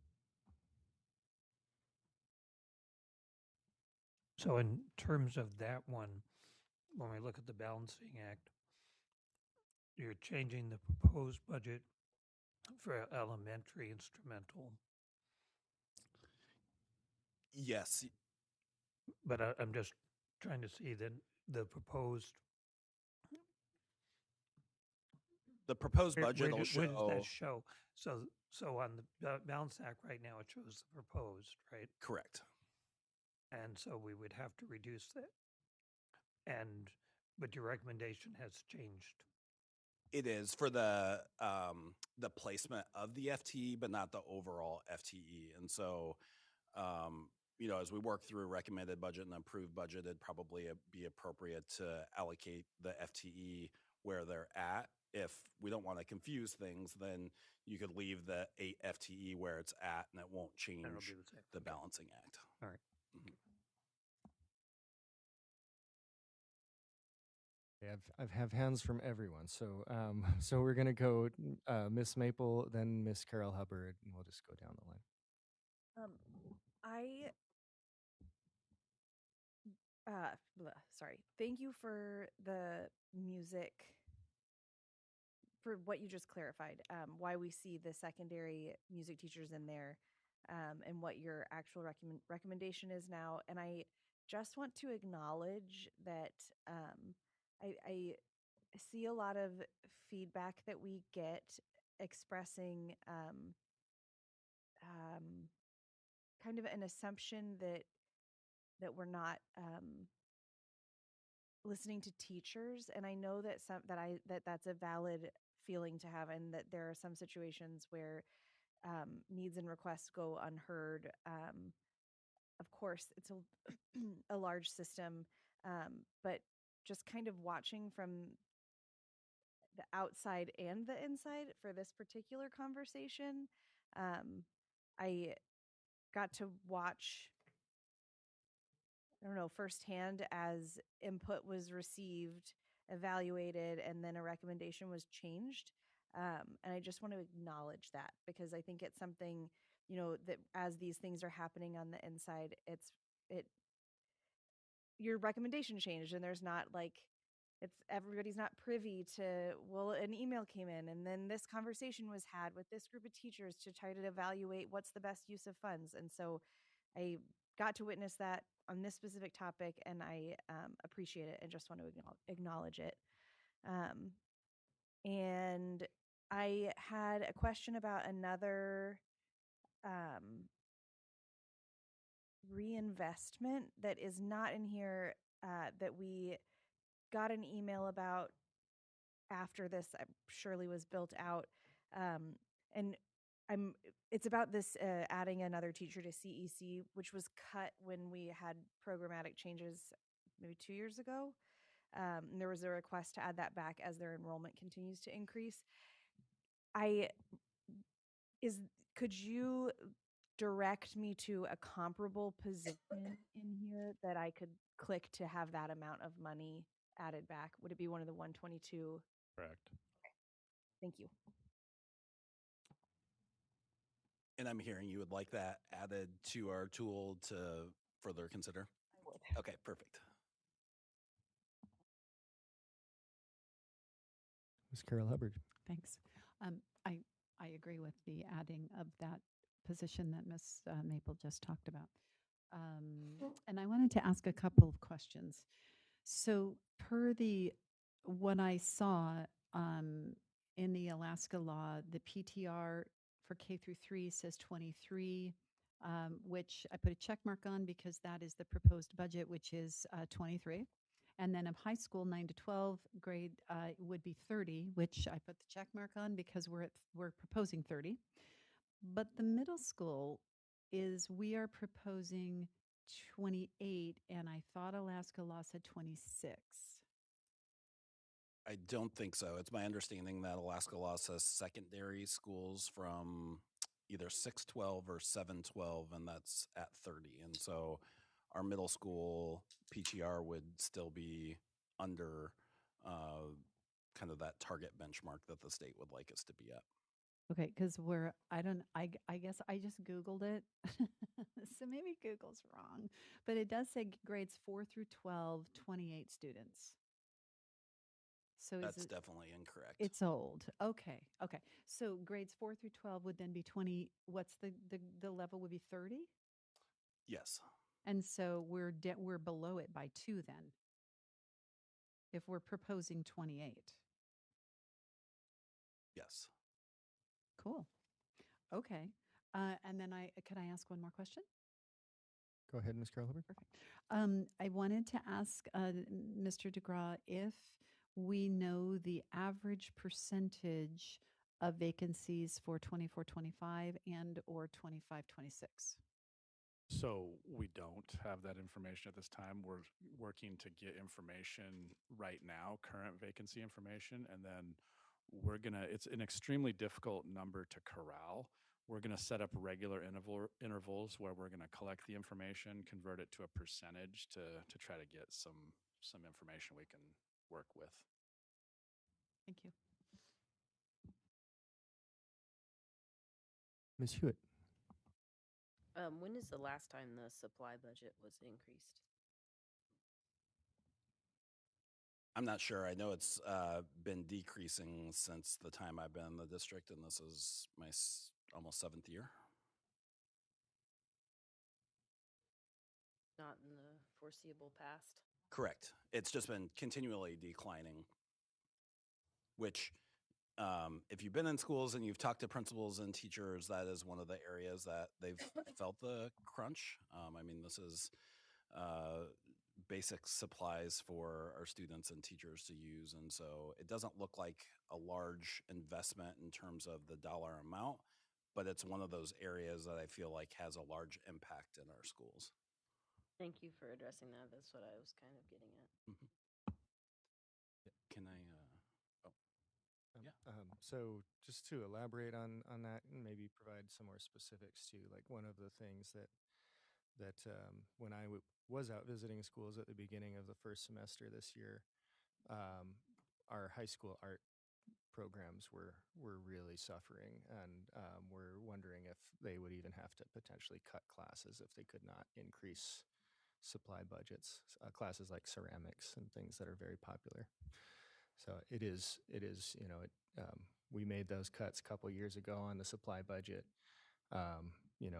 with the idea of trying to keep staff in the classrooms and, prioritize that sort of thing. But it did kind of have that ripple effect of potentially causing some serious harm to art and science programs.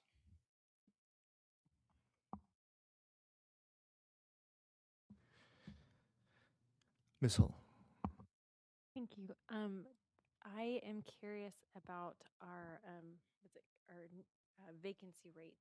I know this is probably one of those moving targets and it changes often, but what is our vacancy rate right now? Yeah, and that we're currently working to get those numbers right now, as of right now, and then we're going to set up a regular point in time, likely be around the first of each month, to get new data and to track that.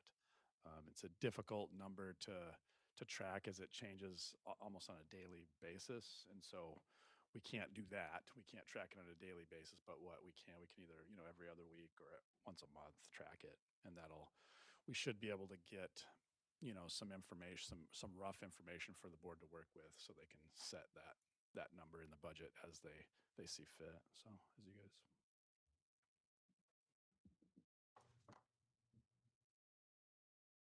Ms. Maple.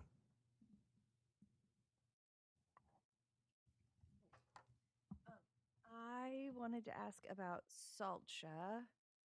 Sorry, I need to scroll back up. Looking at, I'm assuming all of those positions combined is restoring SALTSHA to what it was. Can I get more context on what restoring all of those looks like? Sorry if I'm making you repeat yourself. It's going to be everything less the K-8 teacher, the middle school teacher. Oh. It would not include that.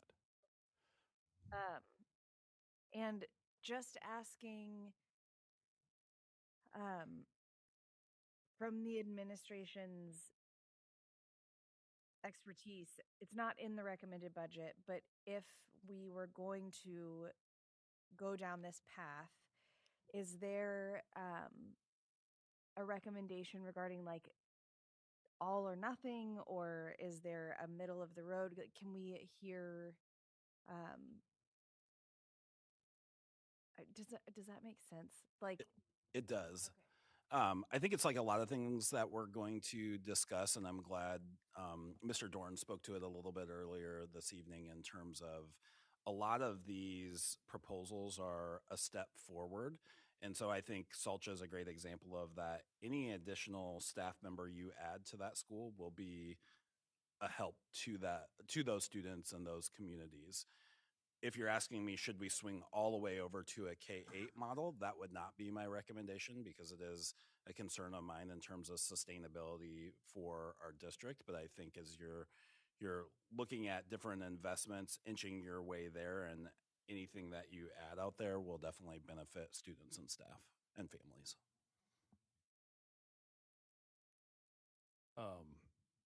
Just to be clear, all of the boxes checked except for the middle school teacher and the elementary teacher would be fully restoring. There's currently 3 teachers. One of them, somebody correct me if I'm wrong, is a head teacher. And so there's already 3. So all of the boxes checked except for the second box and the third box down fully restores Salcha, and it's a little over $500,000. Thank you.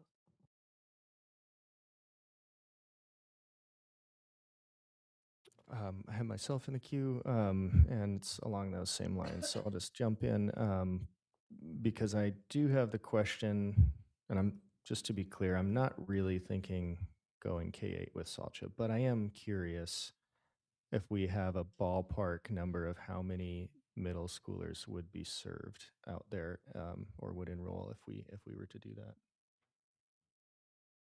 We can get that number for you in just a minute. Thank you. Ms. Carol Hubbard, and then we'll go to Mr. Dorn. Thank you. The classroom tutors that are listed here, would adding 2 tutors back, how does that look as far as impact on the entire, like we have 12 schools, correct? So how does that look? How does that help us?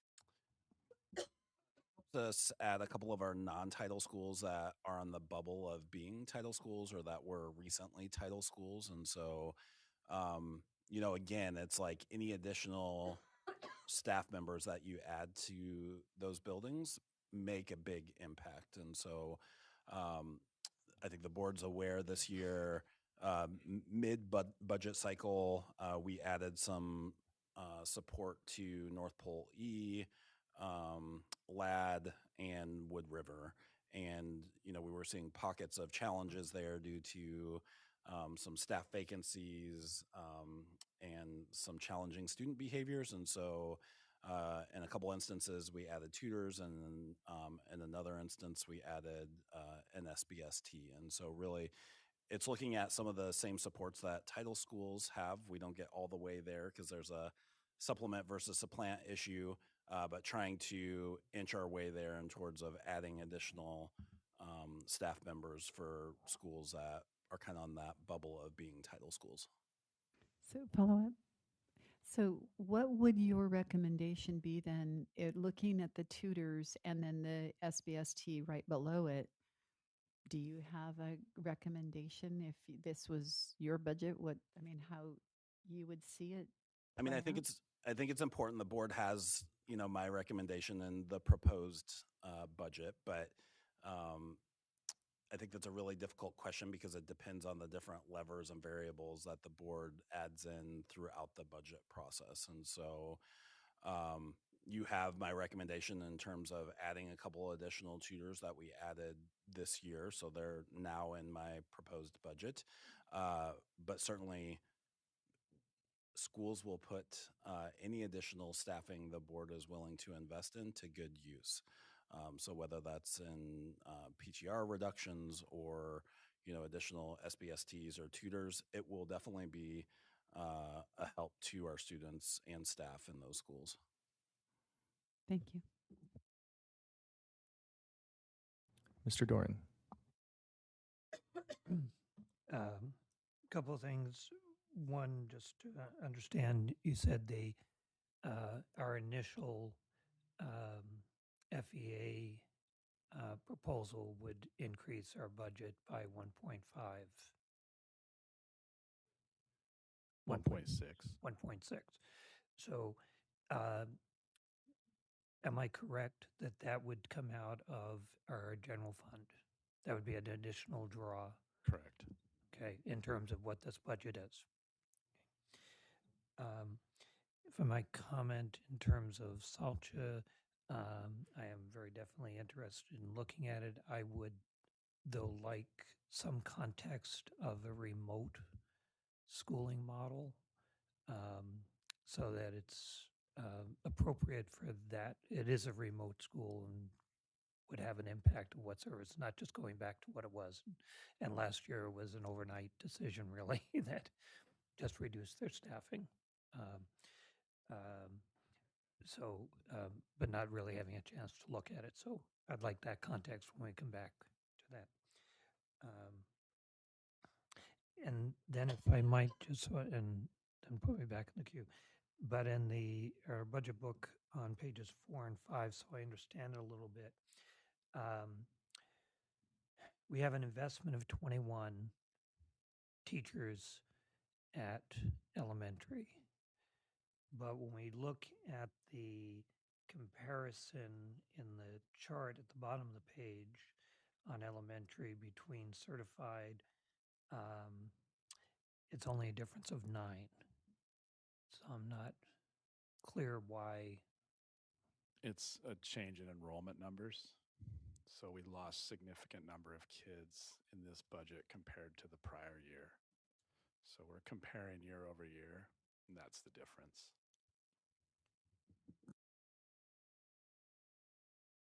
Okay, so the 21, well, I'm trying to get in a sense, are we double? District-wide. We're not, we're going to add 9 teachers. So district-wide, we lost 600 students. So Right. PTR staying equal, if PTR stayed the same, there would be a direct comparison between the numbers that you're looking at. But because enrollment dropped significantly, there's a certain number of reduced teachers because of the reduced enrollment, even with the reduction in PTR. All right, so it's not but I was just thinking, and then you're clarifying it, and it'll apply to the secondary. Then my question there was, it's not, we're spending money to bring in 21. If we're already reducing PTR, and now we're counting. The number of teachers goes up. Right. As we reduce PTR. But the number of teachers came down because But there's the fewer. dollar amount, have we already accounted for that in the PTR? I'm assuming that's where the dollars show up. Is under the PTR, not in terms of the balancing act tool. So we would get less state revenue because of the enrollment drop, but we'd have higher expenditures because of a PTR reduction. But knowing that the number of teachers needed to get at that PTR reduction is less because we have less teachers overall because we have less students overall. Okay, and the dollar amount is showing up under the PTR rather than in the balancing act as opposed to additional teachers.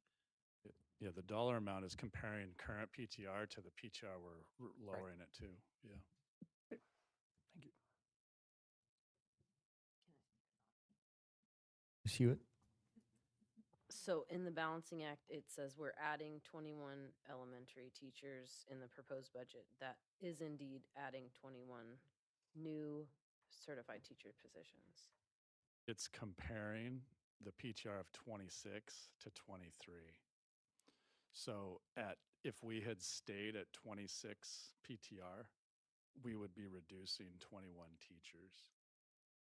But we're lowering the PTR to 23, and so it's a net add. Of 9. Yes. Okay. Looking at the chart that Mr. Dorn is referencing. Yes. Because it would be a net savings actually if the PTR stayed the same, we were reducing all of those teachers, but we're adding a bunch of them back because of the lower PTR. So the net add, yes, is 9, and that's taking into consideration the fewer students.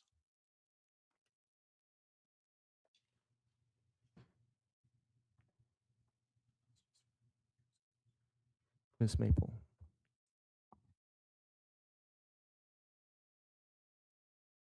Hutch. There's I just wanted to confirm. I mean, I know I know what it says here, that it's a CTE teacher. But just within all of the conversations we've been having, and I know that often, it's a like school administration discussion about how to allocate those funds. This would specifically be to hire somebody to teach specialized CTE courses.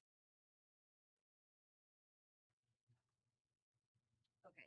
And the traditional definition of that, of CTE. Yes, thank you for the question.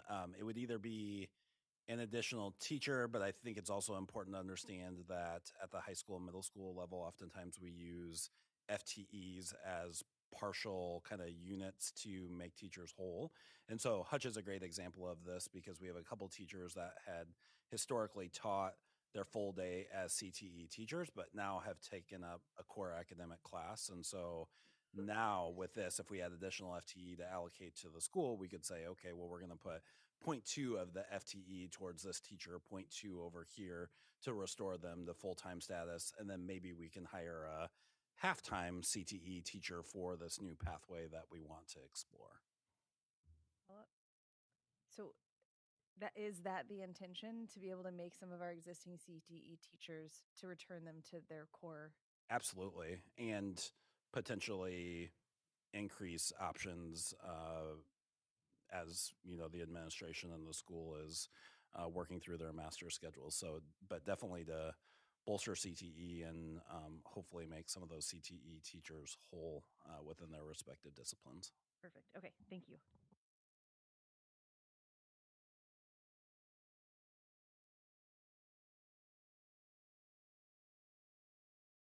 Mr. Doran.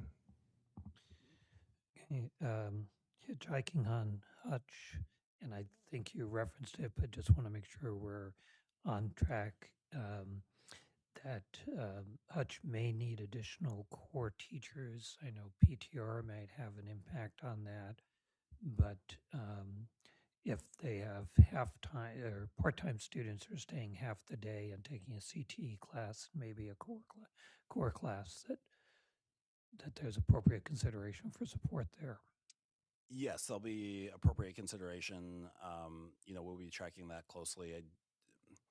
It doesn't necessarily need to be an additional FTE or FTEs from the board because there's shuffling of teachers that we can do if we're seeing a huge need. Like if Lathrop sends over 100 students and we know they all need Alaska history, well, then maybe there's a need for either a shared job or a teacher to come over. And so that's something that we can work internally through administrations. And then if we get to the point where we feel like we need a FTE, we could come to the board with that, but that's not necessarily something that we think needs to be added currently at this time. Okay, as long as it's on the horizon in case we have to get there. And especially as we have two magnet schools, that we make sure they're magnets supported or work towards that.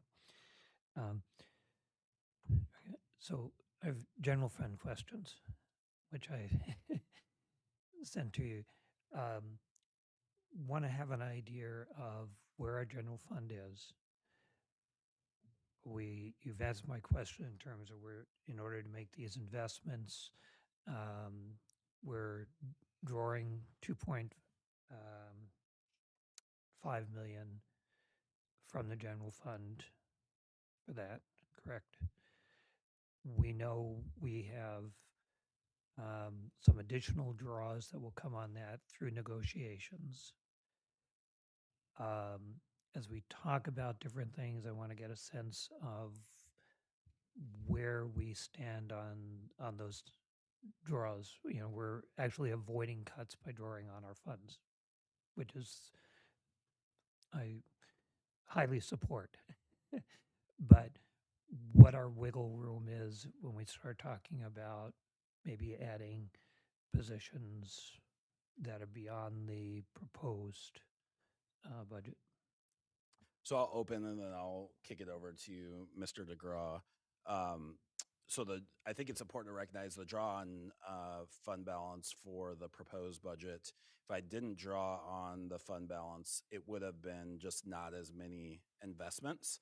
It wouldn't actually have amounted to cuts this year, but it would have been less investments, and probably particularly in PTR, which I know is definitely a priority of this board and the community. And so, so wanted to put that on the table, and then Mr. DeGraw, I'll kick it over to you in terms of talking about the overall kind of budget landscape.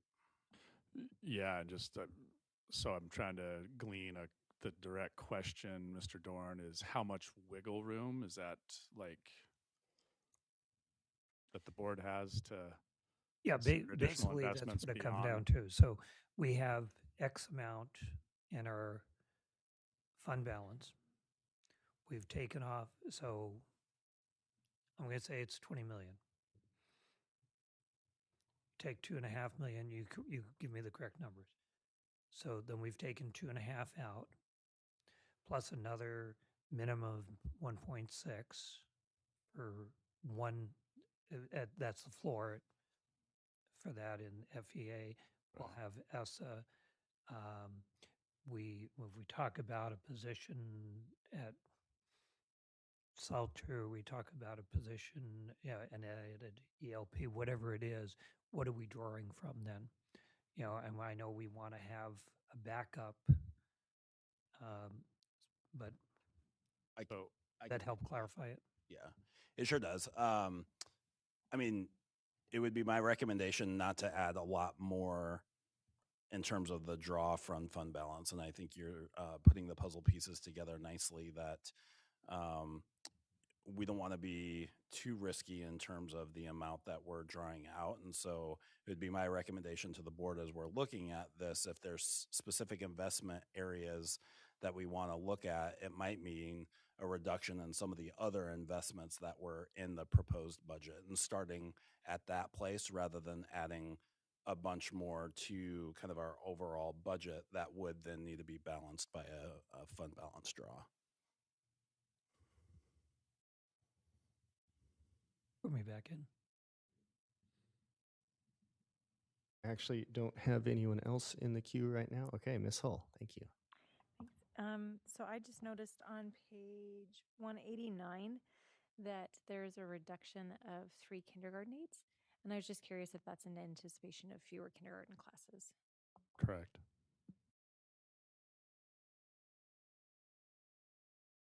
Ms. Carol Hubbard? Can you repeat that? I did not understand what you just said. Please.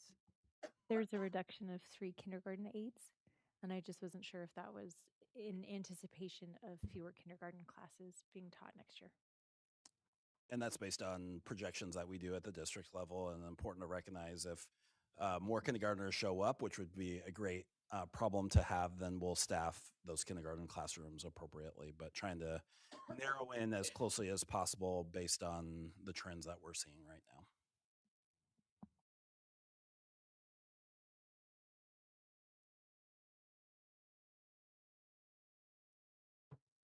I'll ask a quick question before we go back to Mr. Doran.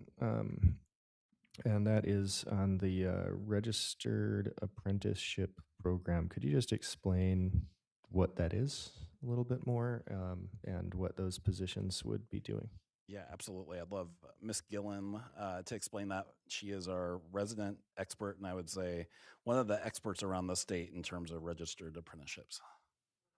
So what that ad would be is that would be specifically for a position to support a classified staff person working in a registered teacher apprenticeship. So we're in a partnership with UAF, and we have wrapped up our recruitment right now for next year in terms of UAF current staff members who can participate in the registered apprenticeship. And there's multiple different ways that staff members can do that. However, this particular position would allow us to have at a school a student-facing position. So someone that we identified who may meet the eligibility qualifications, having a bachelor's degree in a content area and interested in the program, we would be able to place someone at a school to serve in that apprenticeship position. And it would be through a building tutor position. So currently we have a number of support staff, and what we're seeing in our applications is that we have a lot of support staff positions at elementary schools where we have eligible applicants who are interested and are looking to participate, but we have fewer of those positions at the secondary level. And so most of our secondary candidates right now are serving in an emergency certified position, which is not the ideal way to engage in the apprenticeship. Okay, thank you. Mr. Doran? Okay, going through by departments, I noticed most of them are down by a few thousand. I'm assuming that, the best I can tell, is that's mostly because we've reduced our benefits rate because of lower claims that we've had on our risk management insurance pot. Is that right? Yeah, that'd be accurate. And then there might be some instances for certain positions, we pull actual salaries. And so if somebody maybe retires and a less costly employee fills that position, there can be some salary reductions as well. But yeah, the majority of them this year would be the reduction of the benefit rate that you alluded to. Okay. Enrollment question, when I looked, the schools that serve Fort Wainwright all have rather significant declines in enrollment. Can you fill us in on that?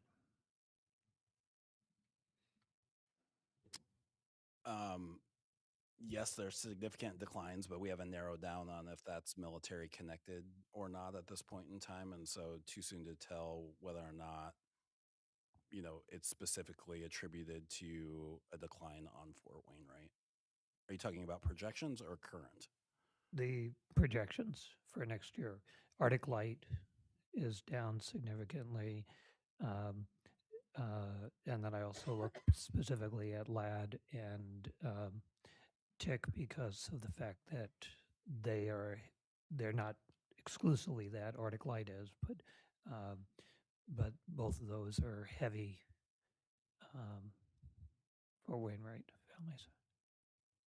Yeah, I don't have any additional information other than just these are consistent with declines that we've seen over the few years. And I know there's been narratives, that have gone around about military connected students and expectations for increases for bed downs and surges in student numbers. And we just have not experienced that in reality. And so actuals have been down over several years now. And I think the projections are just following that trend. So. Okay. Ms. Hull? I just wanted to clarify that on the projections, Arctic Light is down, but LAD is up. Their projection has a higher enrollment rate for next year.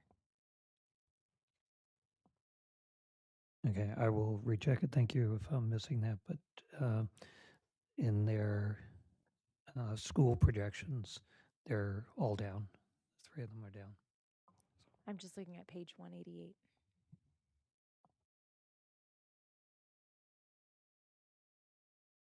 Ms. Carol Hubbard?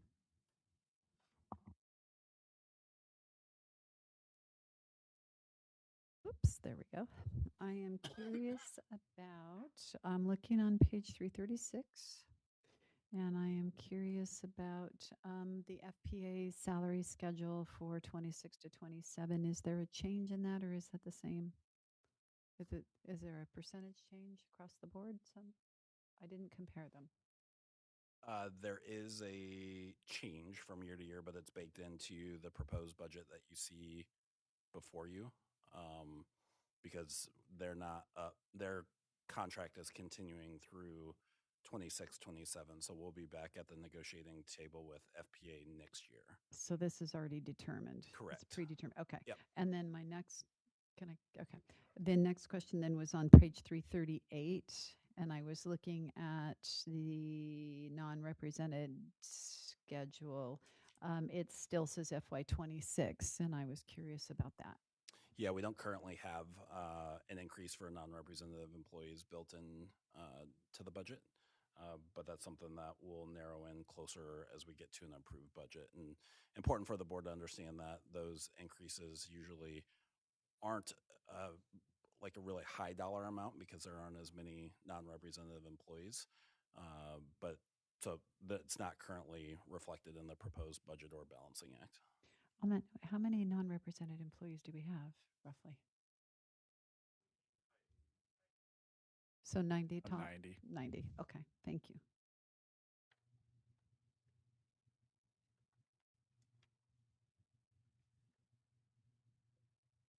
Ms. Hewitt?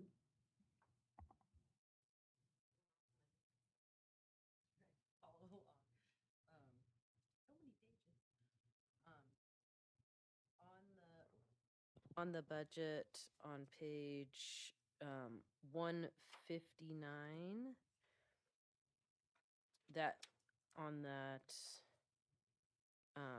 student and business information systems, there's an increase, quite a large increase, and I just wanted to get a explanation on there.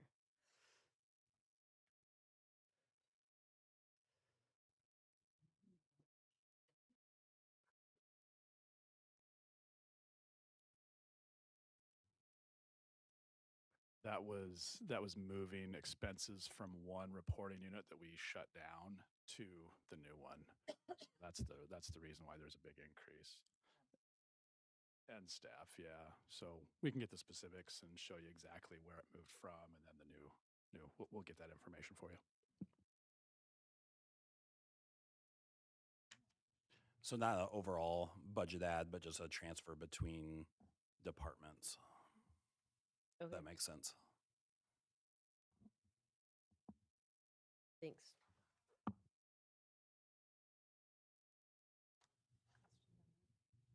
So does that mean that, sorry, does Carol that Hubbard. mean then that there's another page that reflects the opposite? Correct. And where is, well, you said you don't know. We'll find that information. Okay. For you. Yeah, it's Sorry, I was fine. I can was be getting to the significantly page. challenging to page hop. So we try to avoid that in the middle of meetings.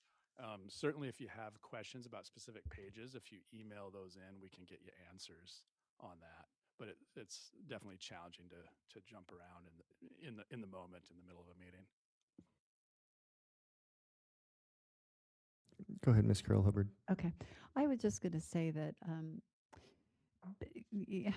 I kind of came into the budget season kind of excited about, doing all this, like the music, and I was just all, whoa. And then I started really kind of looking at, what's before us. And I was thinking, I think my thoughts or my frame of mind has sort of totally just shifted to really focusing in on bettering the educational experience of every student from the time they enter our door at 5 years old until they walk out at 18. And so whatever that looks like, I just feel like that's really where I'm going to focus, is just really on making the student experience better. So if that means adding tutors or bringing back teachers to different locations, and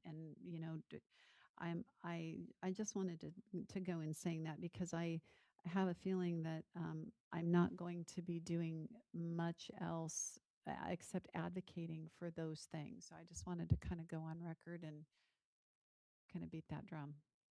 Thanks.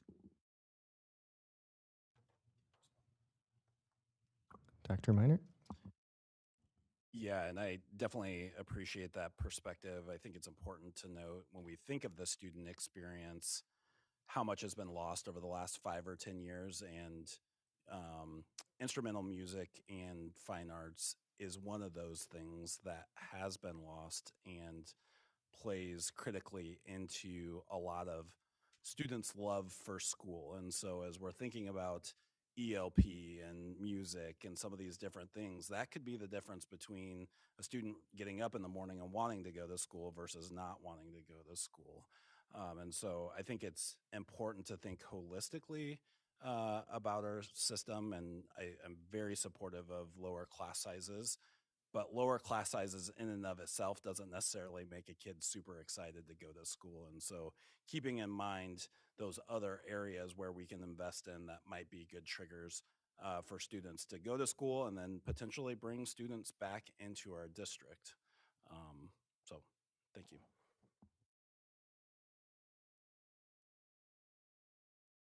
Mr. DeGraw. Thank you. And then just to respond to Ms. Hewitt's question on the technology spending. So I think, Ms. Hewitt, you were referencing page 158, the increase.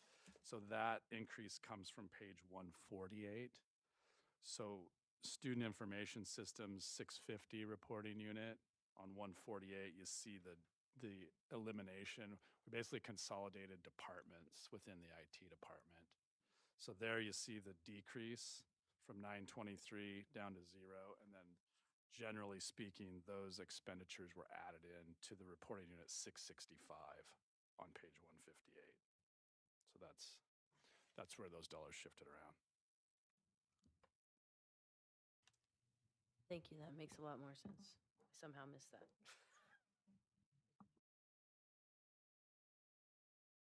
I have Ms. Maple and then Mr. Doran. Could I request that for the instrumental music that we have an option to restore 6 FTE? That is there in the tool, Ms. Maple. So yeah, if you. Oh, maybe I'm in an old version.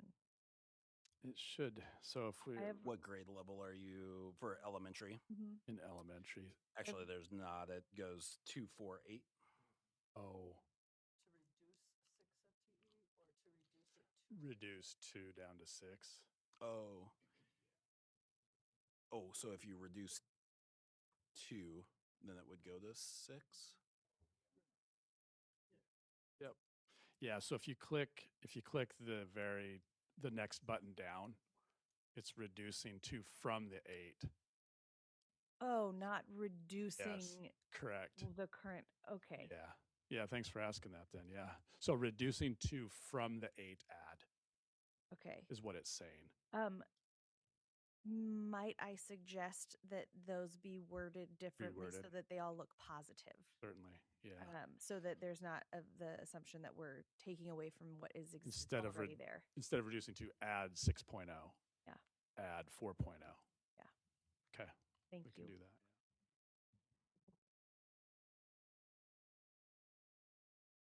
Mr. Doran. Clarification on the transportation, page 27. It shows a decline of $900,000, roughly, in terms of the total cost. Is that because we expect fewer routes? So we will have less than we have this year. So that's not a net decrease in actual. In years past, we've budgeted for more routes than what we end up running. So we're getting Okay. closer to actuals basically. So it's the number of routes, and then also there's about $100,000 decrease in supplies, which is mostly fuel for the buses. So a little bit lower fuel costs in general, and then fewer routes equals less fuel consumed. So yeah, getting closer to actual routes run. So there's not a net decrease to routes that we're going to run based on the budget. It's just getting that budget right-sized. And follow up with that then is in our transportation fund, we have about 800,000. Correct. Okay. You're suggesting 1.2 in the proposed budget go into that. So that's actually a $2 million out of fund balance. Yeah. Because that 0.8 is really part of our general fund. Yeah. Okay, so we're really doing a $2 million subsidy. Yeah, if that's another way to put it, yes. Okay. And it's probably I would anticipate at this point, I would anticipate a little bit more than a $2 million deficit based on how we're trending so far. But we plan on using the majority of that, if not all of that $800,000 that's there. Right. So, follow up. So, at the end of this year, we expect there to be 0 in the transportation fund. Somewhere in that range, give or take some. Right. Okay. And we only need 1.2 million then for the FY27, or we will have to bump that up. So hard to tell at this point, but that could certainly, it's very possible that ends up short and that we end up with a negative balance in our fund balance at the end of FY27. That's certainly a possibility. Well, no, we're not anticipating a negative in our general fund. You're saying there might be a negative in the transportation fund that we will then have to cover with an additional draw. So 1.2 million is projected to be too little to subsidize. It's possible, certainly. Yes. Okay, but that is a significant drop than what we've been subsidizing in Certainly. past Yep. years. Yes, it is. And that's because we're running fewer routes. Yeah. At the same time, we still could end up in the negative at the end of FY27. So Right. yeah. And we could wind up in the positive. Possible. Yeah. Yeah. I wouldn't bet on it, but Okay.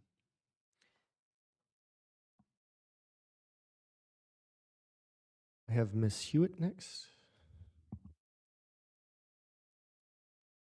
Staying kind of on the theme of transportation, I know that we've talked some about exploring the opportunity of changing start times. Does that come with a cost associated? We don't think it would because it's a flip essentially in times. So we have a 2-tier bus system. So I'm not anticipating any significant costs associated with that. yeah, I mean, depending on how things shake out and what different models want to be looked at, there could be some, but we don't anticipate large costs that would be, into the 7 figures or anything like that. Okay, thank you. But, depends on what we look at ultimately.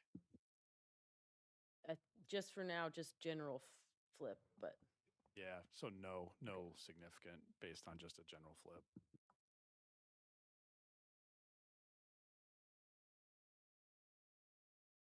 Mr. Dorn. Page 162, the non-departmental, it's about a $4 million reduction in expenses, and oh.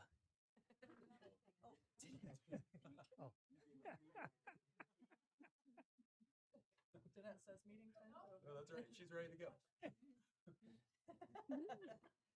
So I think in relation to that is significant drop. It may have been incorporated elsewhere, but maybe you could give a better understanding of what non-departmental covers and then where that change generally took place. Can you repeat that question, Mr. Dorn? So in the non-departmental, okay, what does that cover? And it does reflect a $4 million drop. Yeah.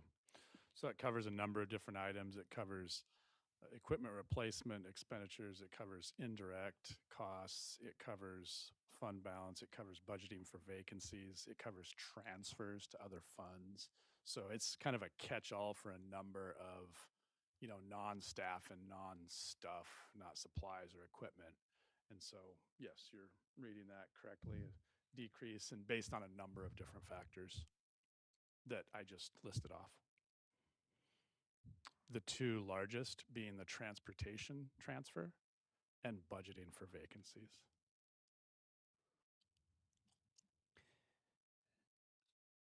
So the transportation, let's take that one. So that transfer, that's reflected in transportation.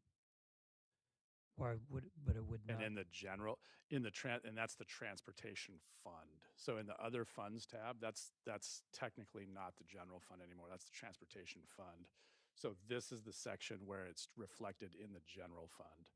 So the transfer is a cost to the general fund, and that cost compared to okay. current year compared to next year is going to That one. decrease by $800,000. So that's how that shows up. It's those different areas and how they directly impact the general fund. And again, the main impactors there, what I listed off: equipment replacement, transfers to any fund. So transportation, if food service transfer was made, that would be reflected there as well. Indirect costs are dollars when we do federal and state and local grants. We're able to charge an administrative fee to manage those, and that goes in there. Those are kind of the main ones. Fund balance, utilization. Yeah, those are the big items that are found in the Okay, and we're non-departmental.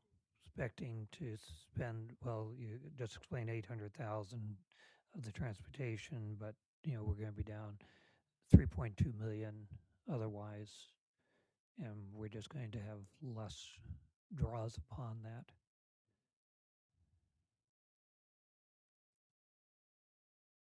Yeah, it looks like the other expenditures line, and we can get specific items that are found in the other expenditures line. We'll get a list for you. All right, and when you mentioned vacancies, are is included in here because we know if we don't have those vacancies, that's a direct draw upon the general fund. Correct. Yeah, to that point, assuming vacancies, so using fund balance on the revenue side is just that, using fund balance.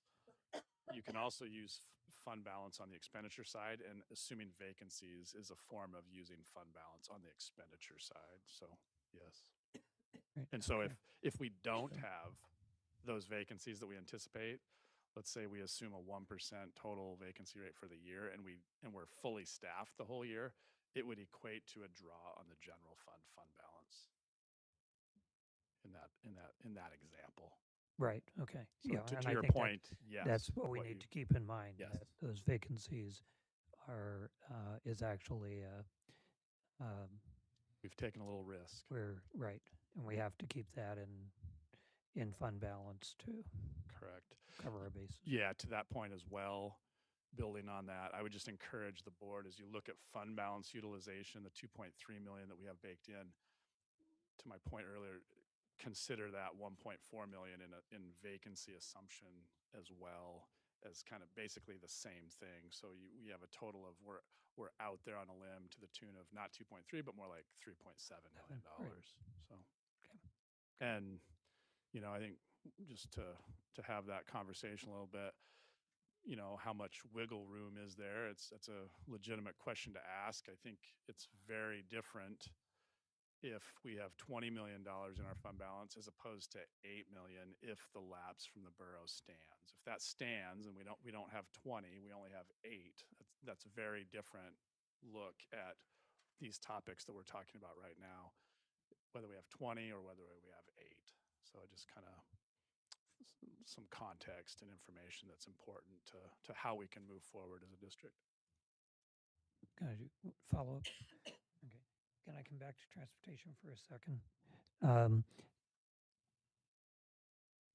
The revenue in the transportation budget, page 26,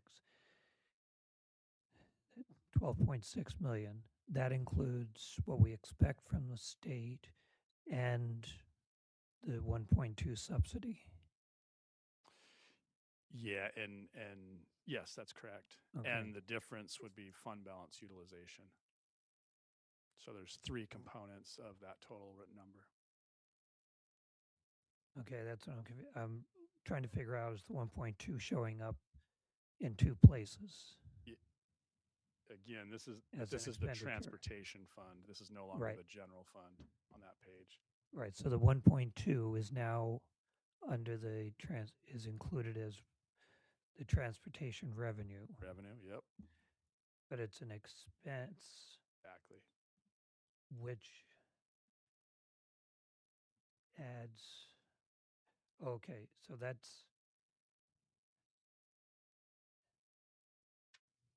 Yeah, you're exactly right. Expense in the general fund, in Right. the non-departmental section, and then a revenue in the transportation fund in the page you just referenced. okay. Give me time to think of it. Thanks.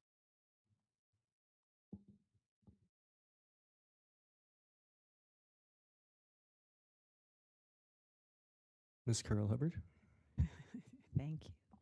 So there's a separation on the budget, on the budget tool of high school level music and then elementary level music.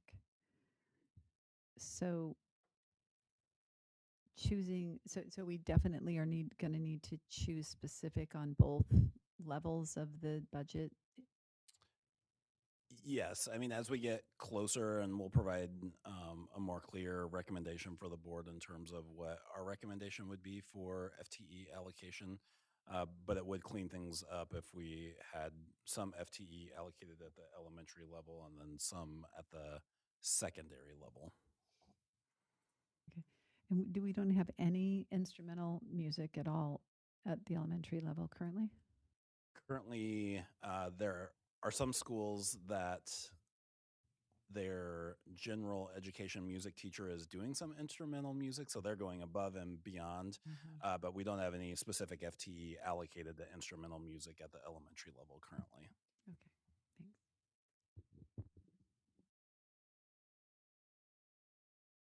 Ms. Hull?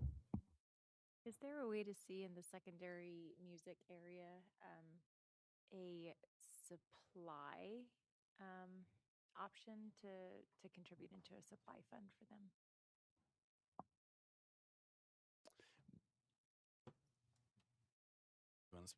I think that that's mostly already covered in our music fund that was created a couple years ago. So we have that.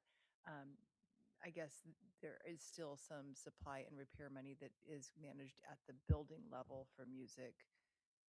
So, and we don't dictate that amount that is per school based on the supply budgets that the schools get in general. Then the principals can determine how much of that they give to each department for their sake. So I think one way to think about it is if supply money were increased at secondary schools in general, that benefits whatever the needs are at that school. Can you clarify the first part that you said about there's a supply fund? So we now have a district-wide music fund that we can use for professional development, to support music jumpstart, to do music instrument purchase, and to music instrument repair at a district level. Thank you.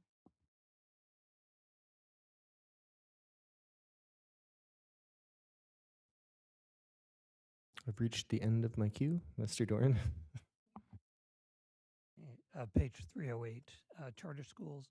I noticed a $500,000 increase to charter schools. Majority of that is in supplies, but they get their budget they use. I'm just interested, what's the $500,000 increase? Yeah, the reason for that is at the time of publishing the approved budget last year, we did not have the BSA increase incorporated into their revenue numbers. So that's why we're seeing the increase now from FY26 to 27. Does that make sense? Yes. So things happened so late last year. Right. We hadn't gotten in certain numbers. So now we're just seeing that difference now 1 year later. But they are receiving the equivalent BSA revenue of the 6,660 this year. And that's per statute. So. Right. Okay. No, that explains that timing and yeah. And so to your question about the supply, it's in supplies. We don't dictate that. We kind of do kind of a template allocation, and then they do budget transfers. Yep. Exactly. Yeah. Okay. So I think just as a general thing, a reminder that the FY26 approved budget on here is not as amended. Would that be it? This was Yeah, we could as, put like as a of footnote. June. Yeah, we could put a Right. footnote in there for sure. You know, okay.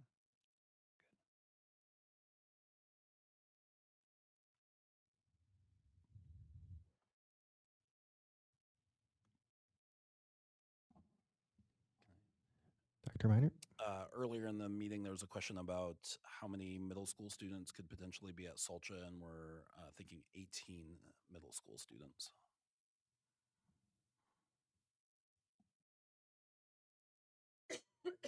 Mr. Dorn?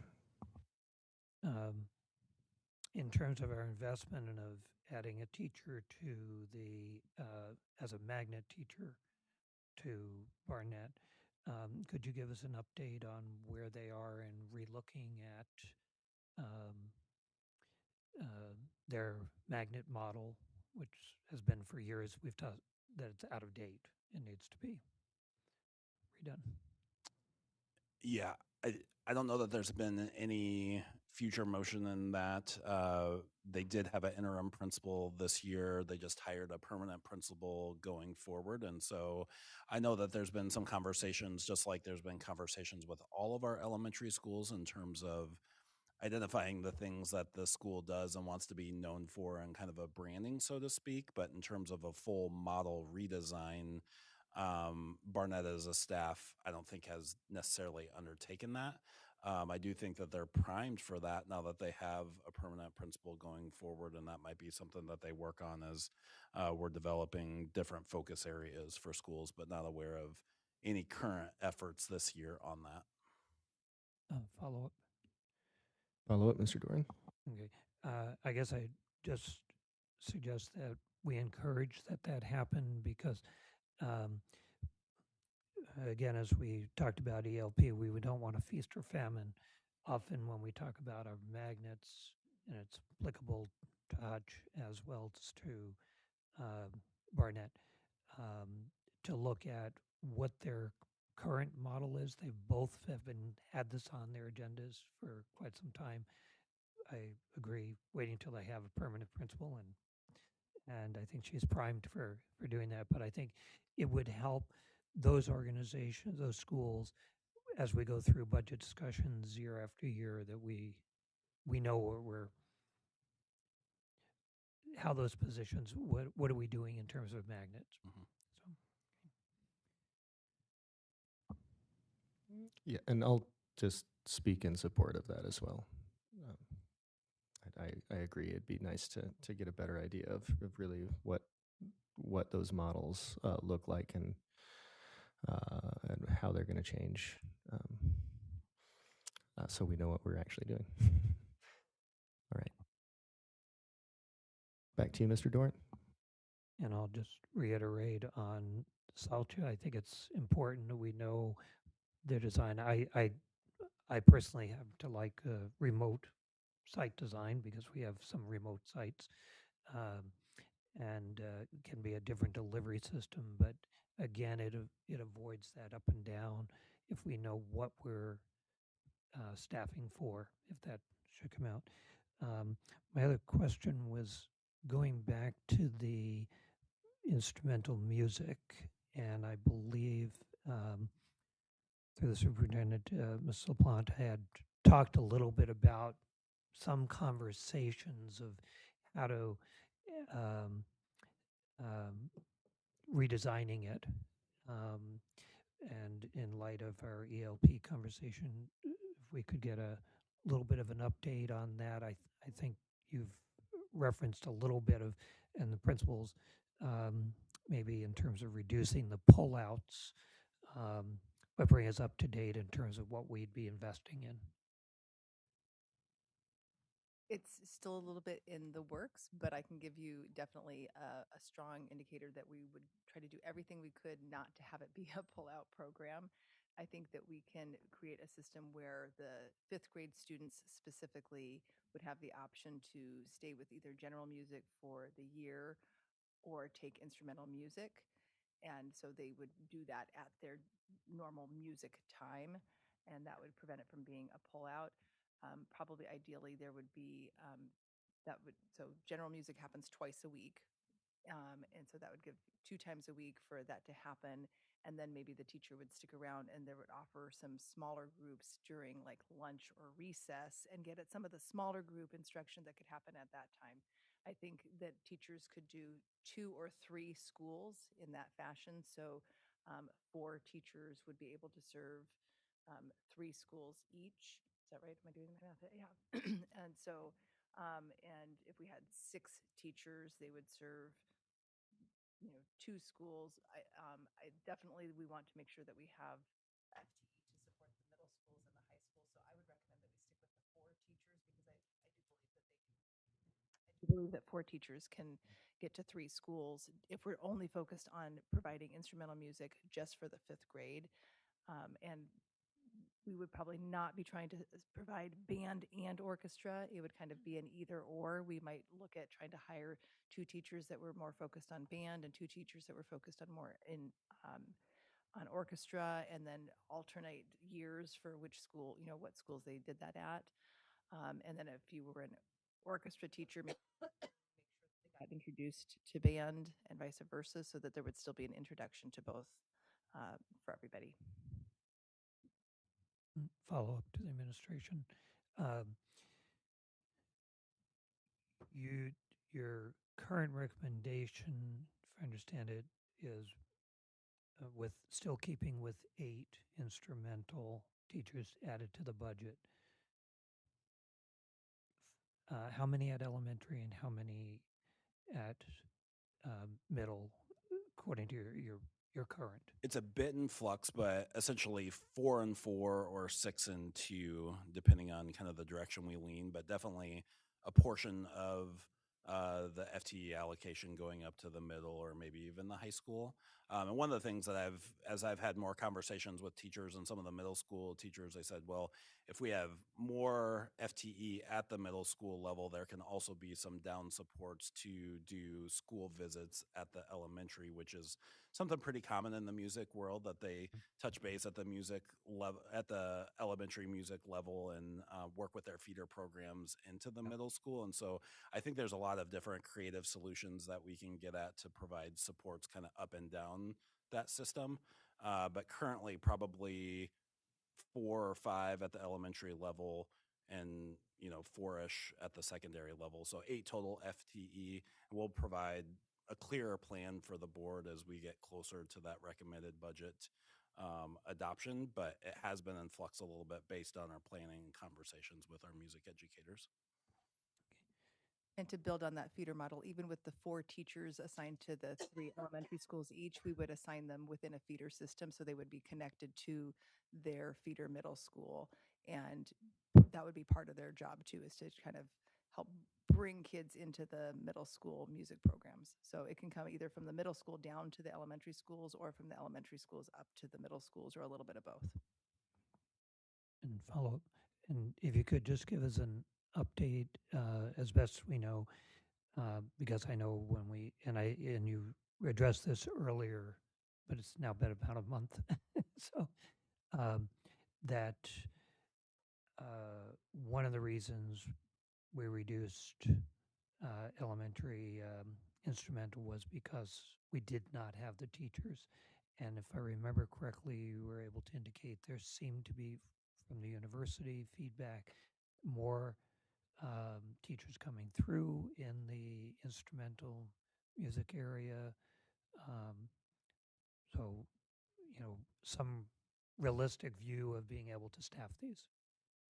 Yes, we have currently a couple ways that we can handle that. One is that we have general music teachers in the elementary schools that would probably want to go back into an instrumental position if those were available. And then it's a little easier to backfill a general music elementary position than a specialty, band and orchestra one. And then we are getting more teachers coming through the program. So both of those things. Yeah, and I do want to just acknowledge that our general music teachers at the elementary, they've really worked hard to bring instrumental in, and I know some of them are doing extra specific instrumental instruction, etc. So they've done a real good job.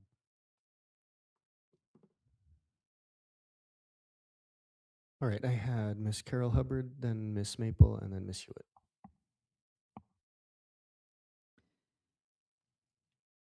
I wanted to go back to Salcha for a minute.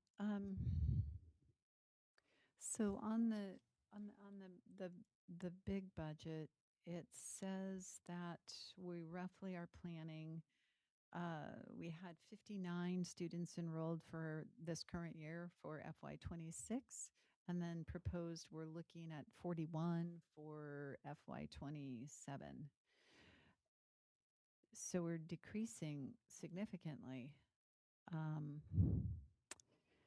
and I was looking at, adding teachers out there. I mean, it looks like we have basically, if you have a K1, 2, 3, 4, 5, you kind of need 3 teachers. And there's basically 14 students, 7 kids in each grade level.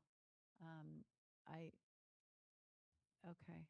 Are we, if we were to expand and if we were to add a teacher, would we be expecting more students to come? And No, I mean, our projections are what they are. I just pulled them up, and they're currently sitting at 48 students, and so we're anticipating a slight decline from even that. So, no, I don't think by adding additional staff that it would be safe to assume more students would show up. Thank you.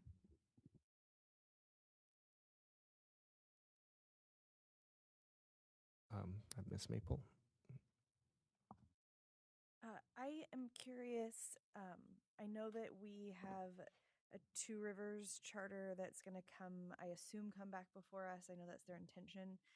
I know that a lot of what they've planned on would pull students back into district, and then, from my understanding, it would be pulling from lots of different places. So I'm wondering, understanding the way that charters are funded, I'm wondering if that did happen, if we saw that charter come before us and move forward, where we would see that impact the budget. Like, do we think that would be enough of an impact that it would change the number of teachers we have at Weller, or is it sort of an isolated line item, so to speak? Yeah, so we did do that analysis back when we presented on the charter. I'd have to refer back to specifics and the numbers there. But where we would see it show up as a charter school is in the charter section. There'd be a new school that would pop up, and then there would be an allocation to the charter school, and that would be the cost, the direct cost to the school district.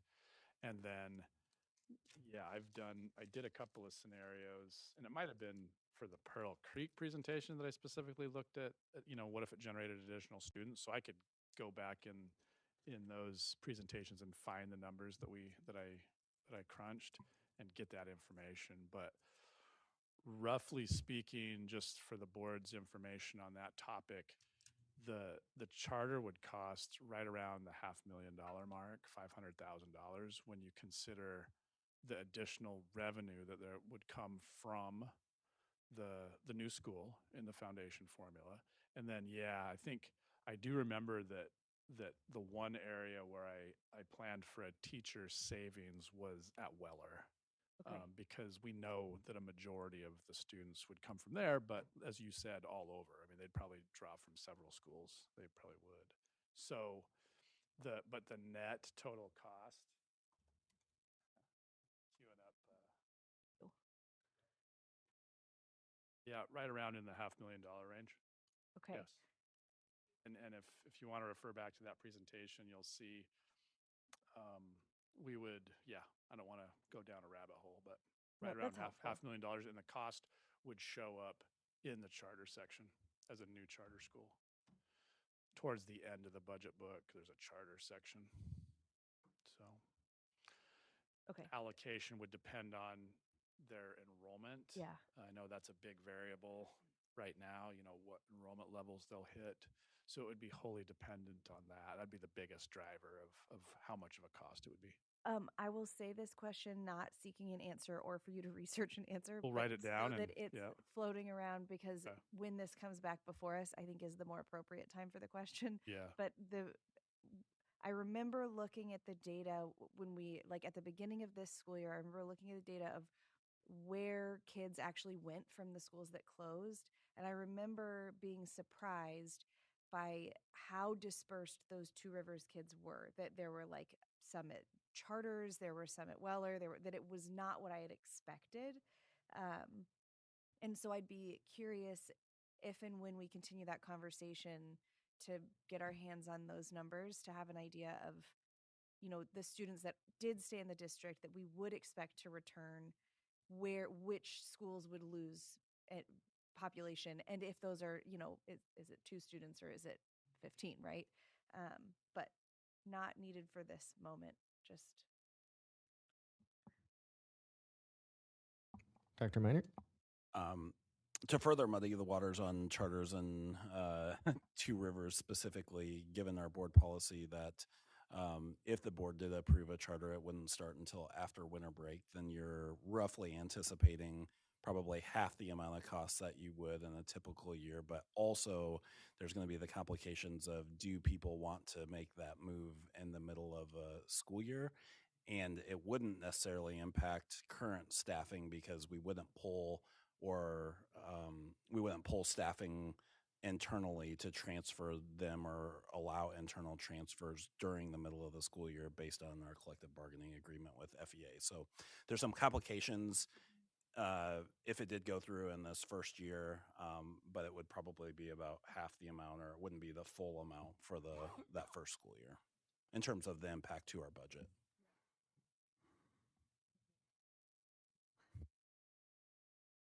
Ms. Hewitt, and then Mr. Doran. Talking about SALCHA, the 18 potential middle schoolers, are they in district right now? Do we know roughly? Yeah, it's a rough estimate based on the projections for the 3rd, 4th, and 5th grade, kind of rolling those similar numbers up. So about 6 per grade level would be anticipated to stay at 6th, 7th, and 8th grade. We'd have to do some deeper digging to see exactly how many students that currently go to North Pole Middle School would be eligible to stay in the attendance area for SALCHA. But based on their 4th, 5th, and 6th grade, I would say about 18. Could be 22, could be 15. Can I follow up? Follow up, Ms. Hewitt? Because it looks like 24, 25, they had 60 kids-ish, and then dipped down to 45.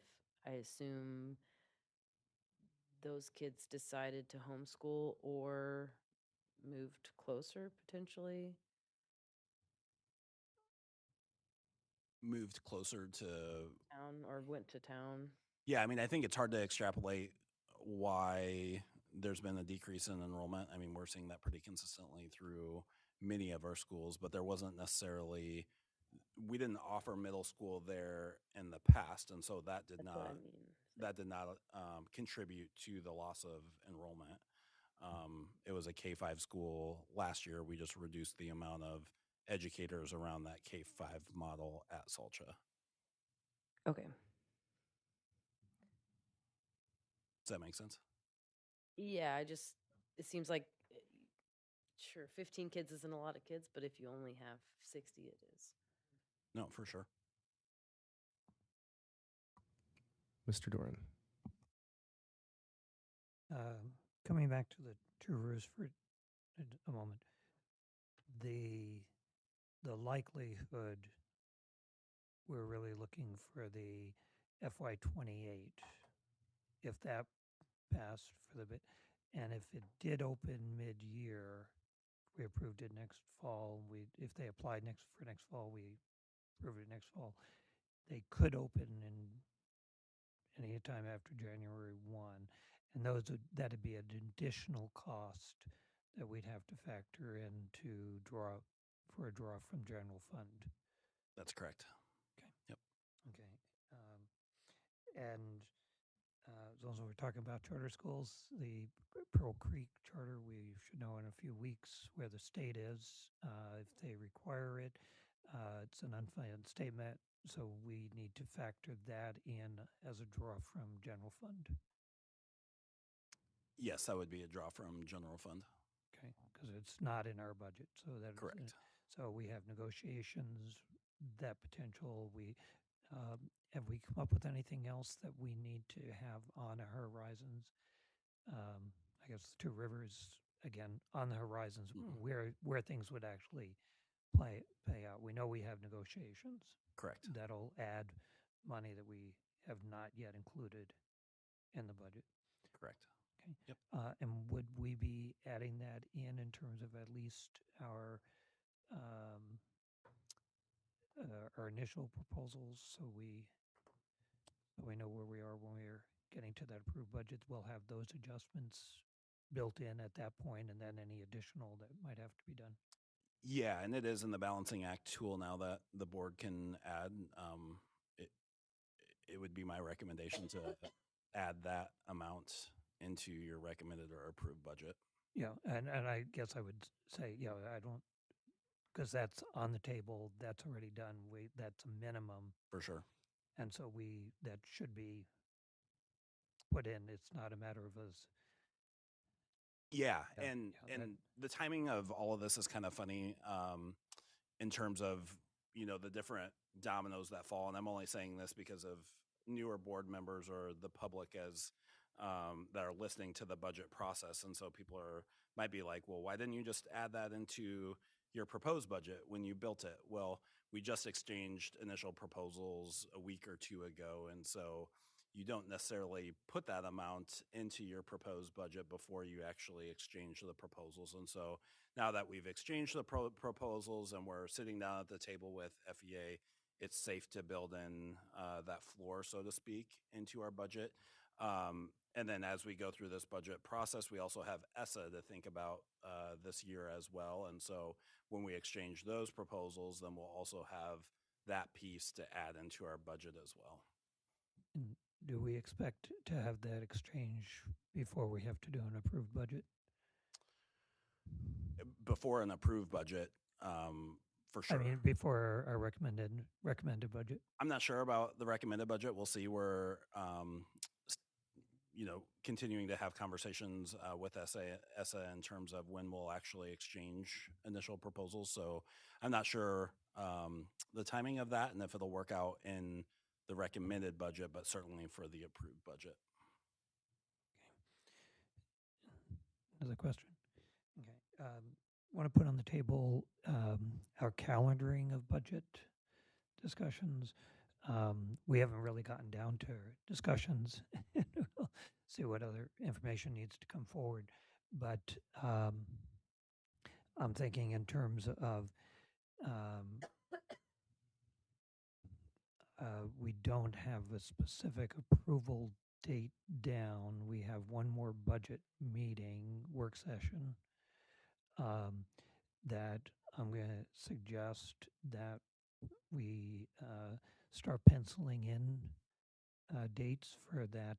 I just lost my calendar. I think it's the week of the 21st. Yeah. 23rd.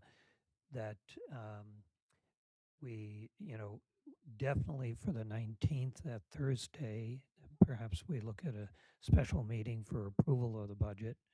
But then that Monday, Tuesday, to have a special meeting that again, we can, if we have to approve a budget, we have people's calendars on it. We can take a look at that.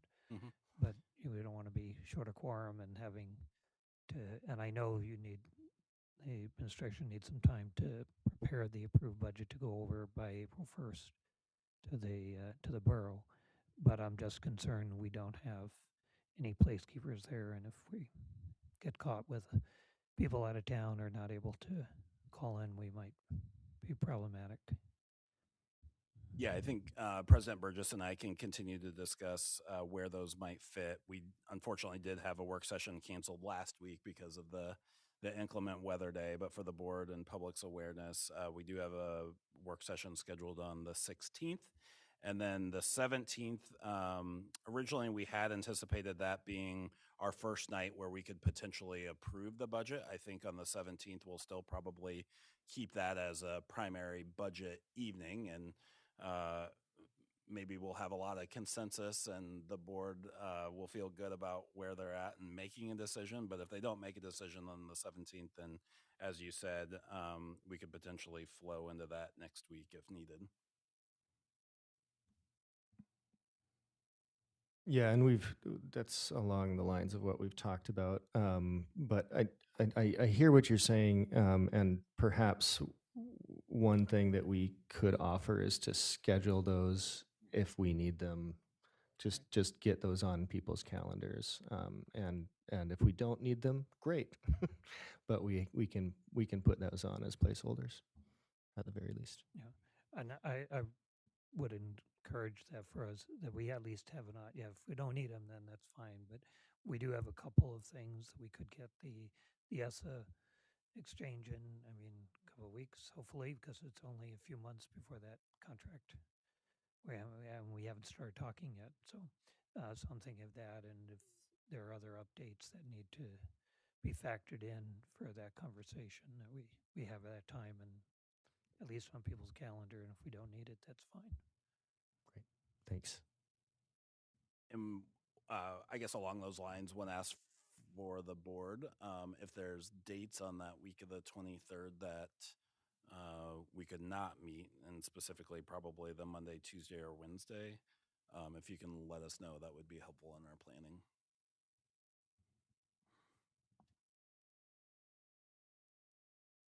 Mr. Dorn? And I know we're getting close to probably wrapping up here. I think we're looking, but pause just one moment. Just to finalize that thought right there, kind of the drop dead date for my office is going to be the 26th of March, where we need to be wrapped up at that point. Thank you, Mr. DeGraw. Mr. Dorn. And just for anybody listening in the public, the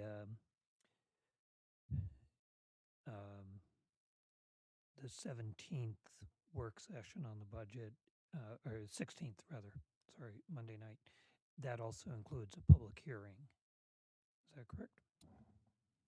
That is correct, yes. Okay, or time for it. And I know we've typically as a board scheduled an hour. If we only have 15 minutes, then we just go right into the work session. But just so the public knows that it'll be a public hearing time, and it's just as long as somebody's here to testify up to an hour.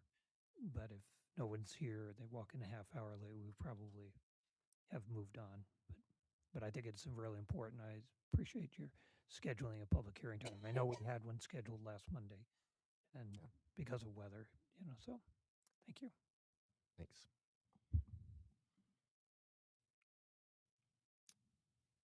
I have no one else in my queue. Is there any other? Ms. Carol Hubbard. Can I just ask a final question about SALCHA? Sorry, I'm back on SALCHA again. So if we were to propose to add a middle school teacher, do they have room for a middle school? Yeah, we're confident that they would have room for the middle school, and it does sound like it's something that's supported by, the staff out there, and so we're confident that they would have a room that they could develop into a middle school room at SALCHA. Do they just kind of do an 18 student like combo? Yeah, I mean, I think there's a number of ways that you could grade band students and share students throughout the day, but that might be their homeroom. Gotcha. Of sorts.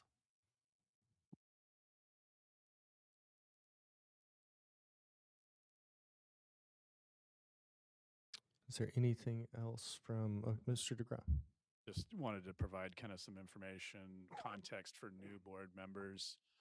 So we're kind of in the information gathering phase, right? We're administration's providing information. We've put forward the proposed budget, and then, ELP information, providing a tool to look at different options. If you want to look at different things, we can continue to add items to that tool. And at some point, there'll be some kind of a pivot to the board debating amongst yourselves. And typically in prior years, when we're getting to final decisions, motions will be made. I move to reduce 2 of the elementary teachers from 8 down to 6 and add those to secondary. You'll make that motion, get a second, and you'll debate that, and that'll happen in those. Decisions can only be made in a regular meeting or a special meeting. Decisions can also be made in a special meeting, just not a work session. But just kind of for the new board members, that's at some point you'll pivot from getting information from administration to help you make those decisions to debating amongst yourselves and coming up with your recommended budget. So Thank you, Mr. DeGraw. And to build on that, I think if board members could make an effort to have their ideal budget, by that work session on the 16th, that would probably be really helpful to the board as a whole as we negotiate with one another, and to administration as well. I would also suggest that if there's any questions that you have as you continue to work through budget books, send those in advance to the extent possible, so that administration has plenty of time to do the research and get us accurate information. Ms. Hewitt?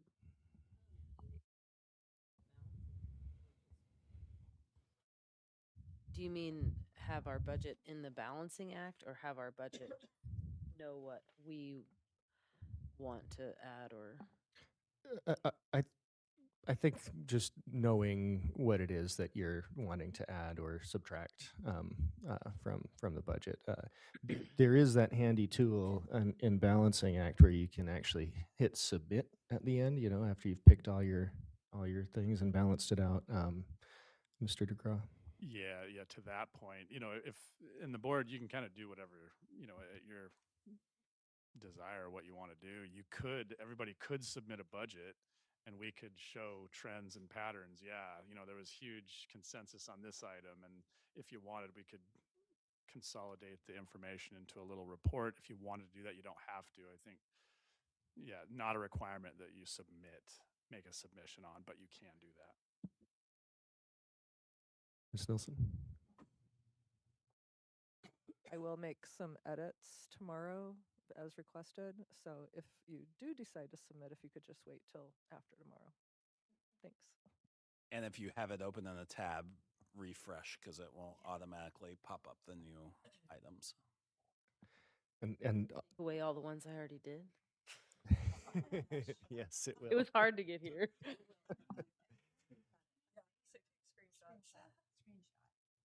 Yeah, and also on that note, if there's anything else that you want to see added into Balancing Act, the earlier you can get that to the administration, the better. Mr. Doran? Okay. And I'm sorry, I haven't looked at this year's. Have we provided the opportunity that if somebody thinks of something, instead of just putting it in the box at the bottom where it never shows up elsewhere, that you can actually add it and see what it adds in? Or we have to wait until you put it in? Don't have a mechanism to where you can add the cost of it and do that. Right. But if we know if it's a teacher, we know it's Correct. about, That's what I was just that gonna we have say. those, right. Yeah. Look for something kind of in that range, Right. that cost. And range. and it goes directly into the Balancing Act, so we can see what that effect is. Okay. And non-related to Balancing Act, but to budget, good opportunity. Through the superintendent, I think to Mr. Beam, could you just give us the update on the additional to curriculum? It's about $1.2 million.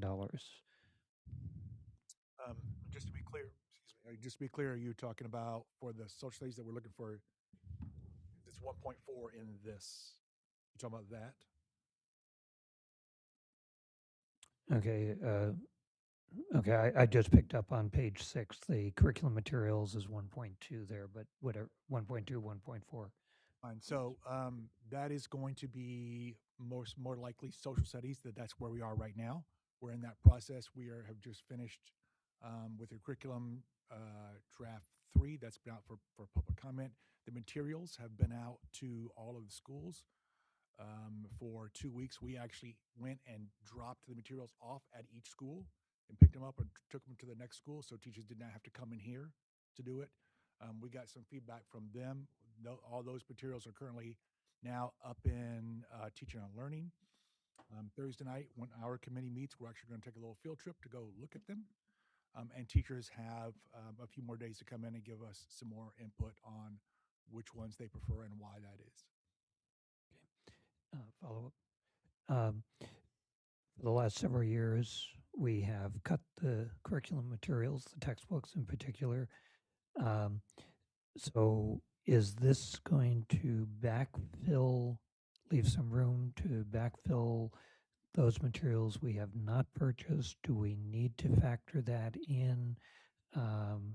We will be able to backfill some of the items. I think that, and we'll have to kind of like prioritize which those would be.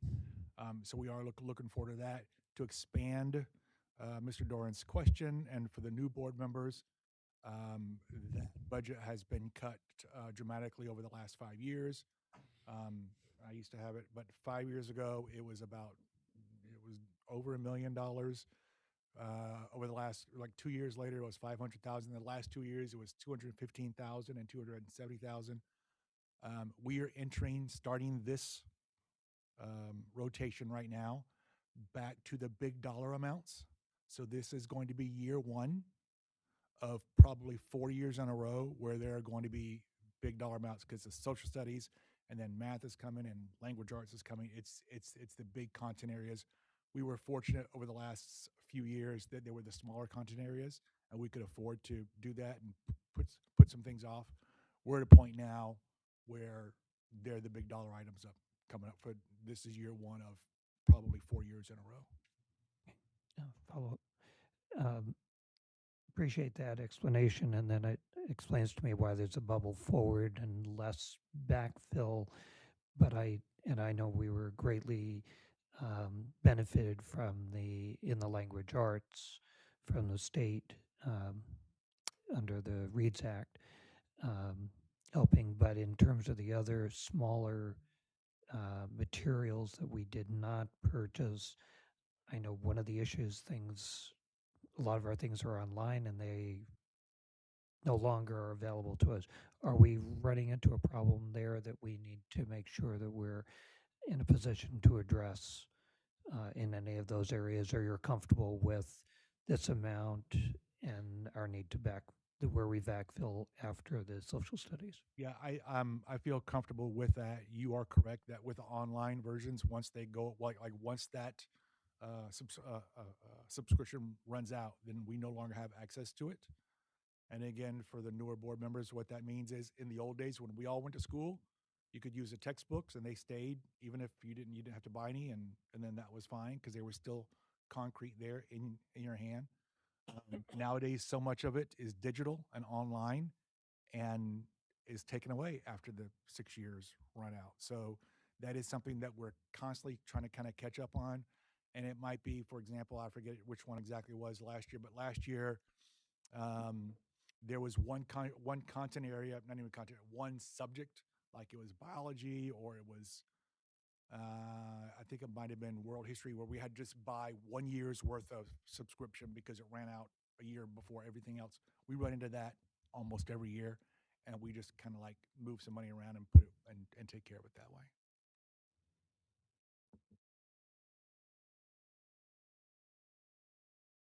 Ms. Maple. Can I end this meeting by sharing the cutest email I've ever received as a school board member? Please. Do we need to check with legal on that, or go ahead, Ms. Maple? From a kid that I had in my in-home daycare, and then we called her Baby E, so we'll go with that. I'll keep her name private. Dear Meredith, can we please have school on May 26th? I've never had school on my birthday, and I'm turning 10 years old. And I know more people that have never got school on their birthday because their birthday is on May 26th. Most kids love school. And if we have school on May 26th, we would have 180 days of school. 179 is not enough days of school. Thank you for reading my email. From Baby E. Well, she'll be happy to know that we have school on May 26th this year. So we made her wish granted.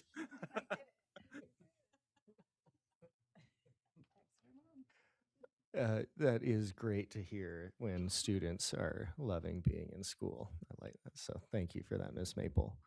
I'm going to give the chance for administration or board members one final thought, questions. Okay, so a couple reminders, seeing no hands, just if you do have additional items that you want to add to balancing act, get those to the administration as soon as possible.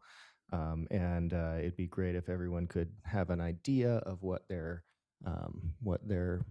favorite budget for FY27 looks like by the 16th. And with that, I think we're done. So we are adjourned. Thank you, board. Thank you, administration.